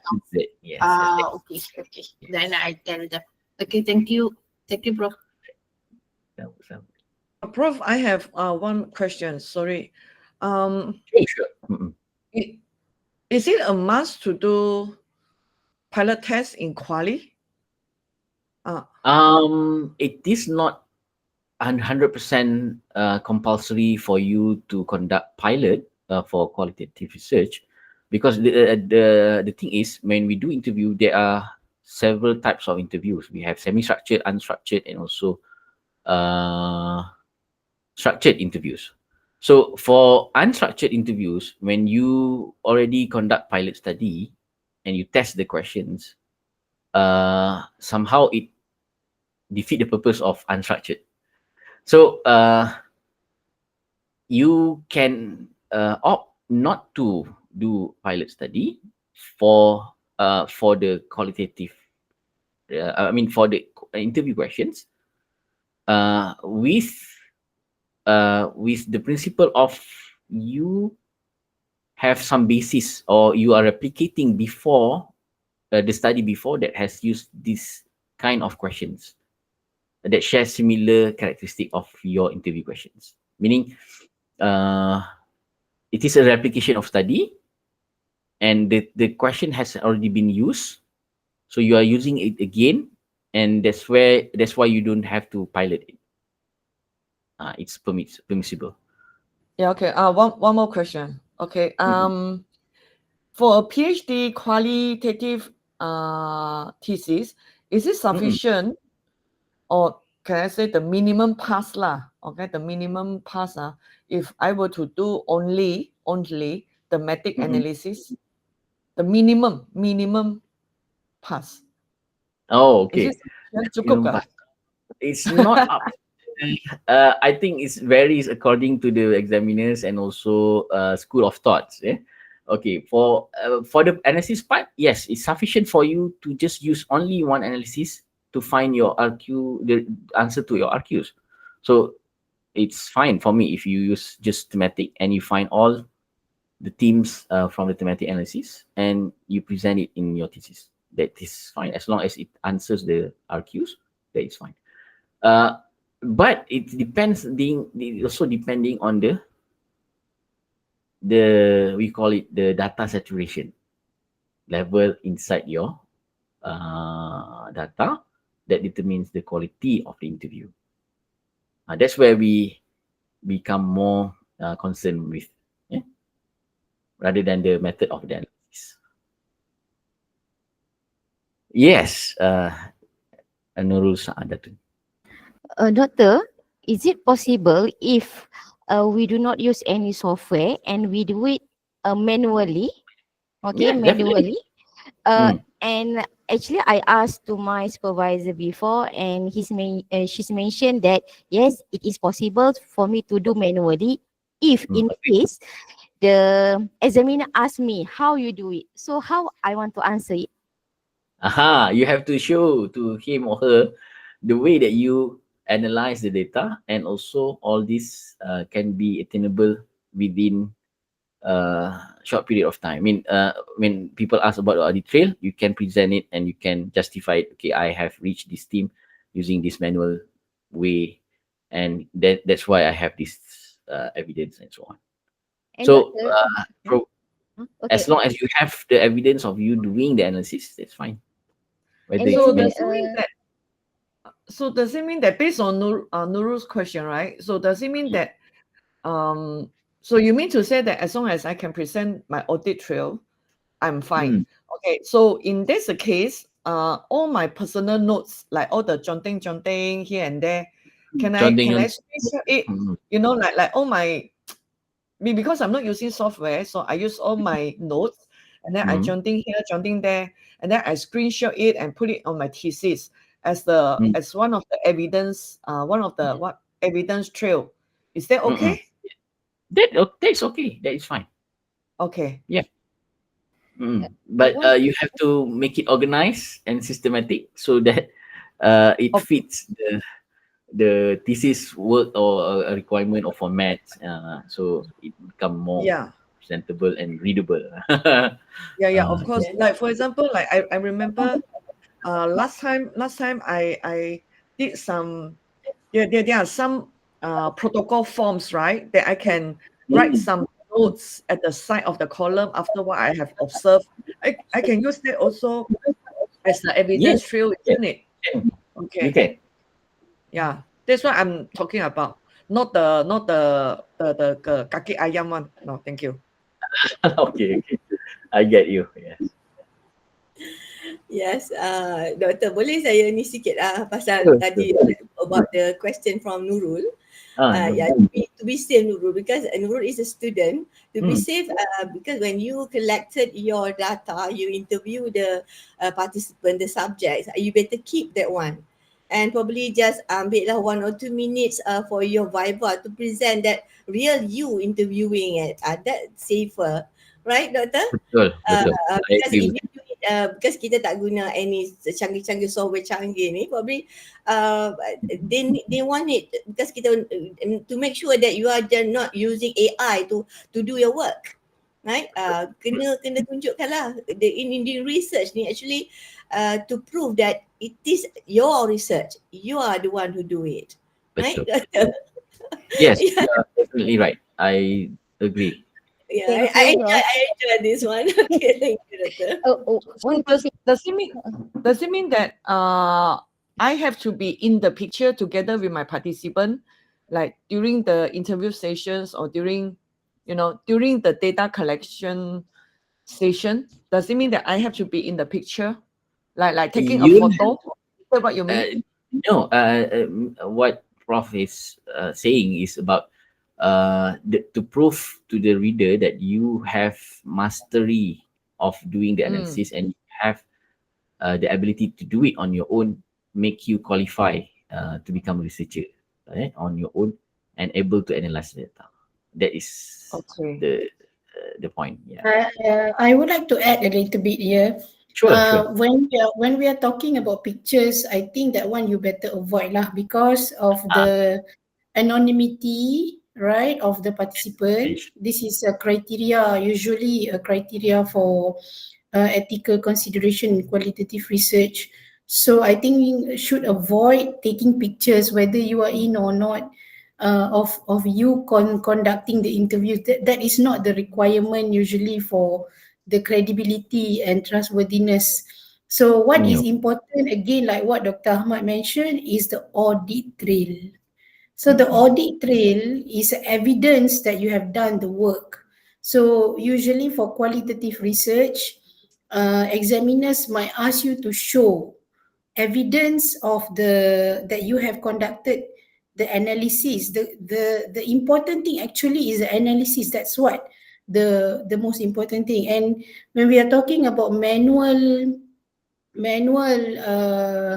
data analysis, actually before the introduction of these softwares like NVivo, like ATLAS.ti, even AI, people have been doing qualitative data analysis. Researchers have been doing it manually. So there's nothing wrong actually doing it manually. However, recently, since these softwares has come into the picture, more and more reviewers is giving more priority to analysis that is done with software, especially for journal publications lah. Journal publications that are qualitative, taking qualitative paper, your chances of your paper being accepted is higher if you use software as compared to you doing it manually. So I think this is one of the rationale of pushing for this kind of workshop, using software. So you have like what Dr. Ahmad has been demonstrating to us, to have a very structured and systematic way of analyzing subjective data like this, that is not numerical, it's non-numerical, it's very subjective. But we want to see the process of how we arrive at that analysis, the themes, and also you can see how the software helps us to establish the connection between the points and the findings, in a very interesting way that I think if we do it manually, it will take a very, very long time. Betul tak, Dr. Ahmad? But using software, you can do it in, the connection like what you see right now on the screen here, right? This one is done in seconds just by clicking. So it saves you a lot of time. And also at the same time, you know what they say, hitting two birds with one stone, you know, it also increase your trustworthiness and credibility of the analysis. Yes. Also, it shows the audit trail, you know, so you get a lot of advantages lah rather than doing it manually. So that I think the way forward is learn how to use the software and do it using the software rather than doing it manually. Okay, so I think that is the takeaway lah that we can take. Dr. Ahmad, yeah. Okay. Thank you for the very comprehensive insight. Yes, I do agree with you. Yes, like it or not, we have to somehow familiarize with this kind of software and make the very use of it to our advantage. Yeah? And I can see here, yeah, I agree with you. It's very straightforward, systematic, organized, and easy to master. Yeah? Even if you are zero for qualitative, also you can master it in no time. I can say that. Yes. All right. Yes, we have a few questions. Yes. Just a question. Is it there are some new learners to ATLAS.ti? Where can they actually go and get more insights, like to learn more about ATLAS.ti? Okay, you can go straight away to ATLAS.ti.com. They provide a lot of training for free even. And if you want to go deeper, you can become one of the experts in qualitative, especially in using Atlas, by attending their trainings. So just go straight away to Atlas, or even or if you know some of the experts, local experts, you can ask them directly if they provide any kind of trainings. Right. Just now, I think I saw Nurul was raising her hand. Ada ke? Doctor, so I think if still want to use manually, probably I need to do the validation from the expertise probably. Expert But validation. since I heard about mentioned by Prof just now, I think I need to learn it too for my future. Okay. Alright, tak apa, take your time. What stage are you now, Nurul? Stage apa tu? Actually, I'm doing analyzing actually right now, but I'm stuck because of, especially in terms of the expensive actually. That's why I'm thinking do it manually. Really, because of the But Yeah. now then probably I can try after this. No, sometimes Nurul, probably depends on how many participants, how many subjects we have. Kalau sikit sangat, kadang-kadang tu, I mean, it take ages juga. I think macam when we learn ATLAS.ti ke, Newdisk ke, and Vivo, whatever software ni pun, still we are the one who do the thinking. Yang buat coding-coding tu. Still, actually manual. Because when we do it manually, when any software comes, we easily understand what is going on sebenarnya. But that is a good practice because let's say you have done it the manually, and then because maybe too much of the data you want to analyze, it's okay. Belajar je lah ni, sekejap je pap, masuk, pap, cantik je kan. The presentation is much beautiful compared to kita buat sendiri kan. Yes, agree. I just have tapi tak rugilah. You started manually and then you understand much better. So bila jadi trainer nanti after you graduated as trainer, memang jangan tipu lah. You are the expert in that field insyaAllah. Yes, I agree, Prof. I just have less than 10 actually respondent. That's why I can do it manually. But I think this is much more interesting because I don't need to do it manually using all of this. Okay, so I will try after this using this software. Yeah. That's good. Probably bila kita guna di software, kita nampak we will find other things yang banyak lagi. When we did it manually, mungkin very restricted ideas, kita sikit je kan kita tangkap kan. Because I'm talking through my own experience because I have during my time ages ago, I do a triangulation. So the second part is this qualitative. I have 30 subjects, and each one of them, I interviewed them 2 hours. Can you imagine? 2 hours time The amount of data. hours transcription. Dah transcribe. After I do the transcription, I look at the data. Macam cerita Mr. Bean lah. What am I looking at? Memang boleh. I was struggling, but I did it manually. Lepas graduate tu, keluarlah macam-macam software. Wah, seronoknya budak-budak sekarang ni. Senang aja kan? Wah, sakit lah. Tapi Alhamdulillah. Congratulations, Dr. Ahmad. Yeah, very interesting. I love it. Thank you. That's make you expert already. Sebab you boleh tahu using manual saja. I think this is, bila tengok macam ni je, oh ni semua dah hujung jari dah. Sebab faham dia punya konsep. Macam mana nak buat analisis tu. Kan? Tapi kita tabiklah kepada mereka yang buat manual. Kalau macam 2 jam punya interview, 30 orang. Wow, that's unimaginable the amount of data. Itulah. Alright. Okay. Just to give some perspective. Yes. From my experience of doing the manual, I've done it for my thesis. About 5 minutes of 5 minutes of recording, it took me like 1.5 hours to transcribe. Betul. 5 minutes of recording, took me 1.5 hours. Baru satu informant. Baru satu, yes, exactly. Betul Hamidah, my own experience daripada mengandung sampai beranak sampai budak tu berlari pun tak siap lagi. Tak siap lagi. Exactly. Pengorbanan tu. Oh, dahsyat. Yeah. Alright, so thank you for the insight, thank you for the input, and also your opinions really make my day, and also give us a better perspective and view on this usage of ATLAS.ti.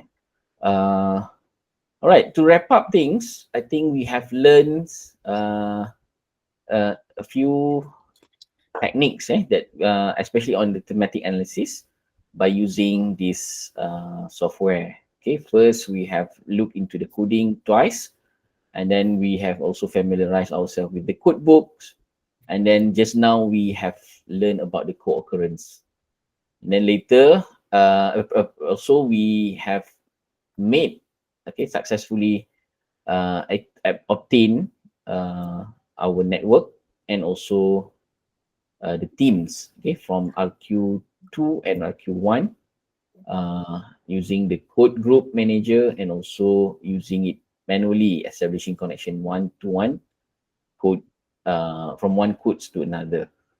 Also, we have learned on how to report, to make evidence for report, and visualizing our data using Sankey diagram or even table, simple table.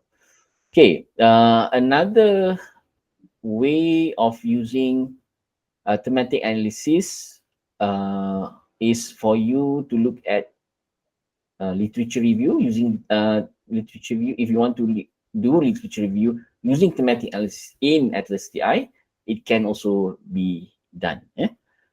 So not only analyzing informant, transcription, dialogues and so on, but you can also do literature review or SLR using systematic literature review SLR using ATLAS.ti. Okay, so tell me one thing you can use this tool, or what can you do to help you in your project in the future? Or maybe you can anticipate what are the challenges that you could expect when you use this qualitative software. Okay, maybe some input from the participant in the box, just short one, before we end the session. All right. I think that's all from me, and thank you very, very much to all for having me and listening from this first session, previous session in the February, and now we are in August. You came for the second time. Really appreciate that. Any feedbacks, any comments, welcome. Please share with me or Dr. Hamidah, and Dr. Hamidah will share it to me later. All right. So I pray for the best for your analysis and happy exploring ATLAS. Thank you very much. Thank you, Dr. Ahmad.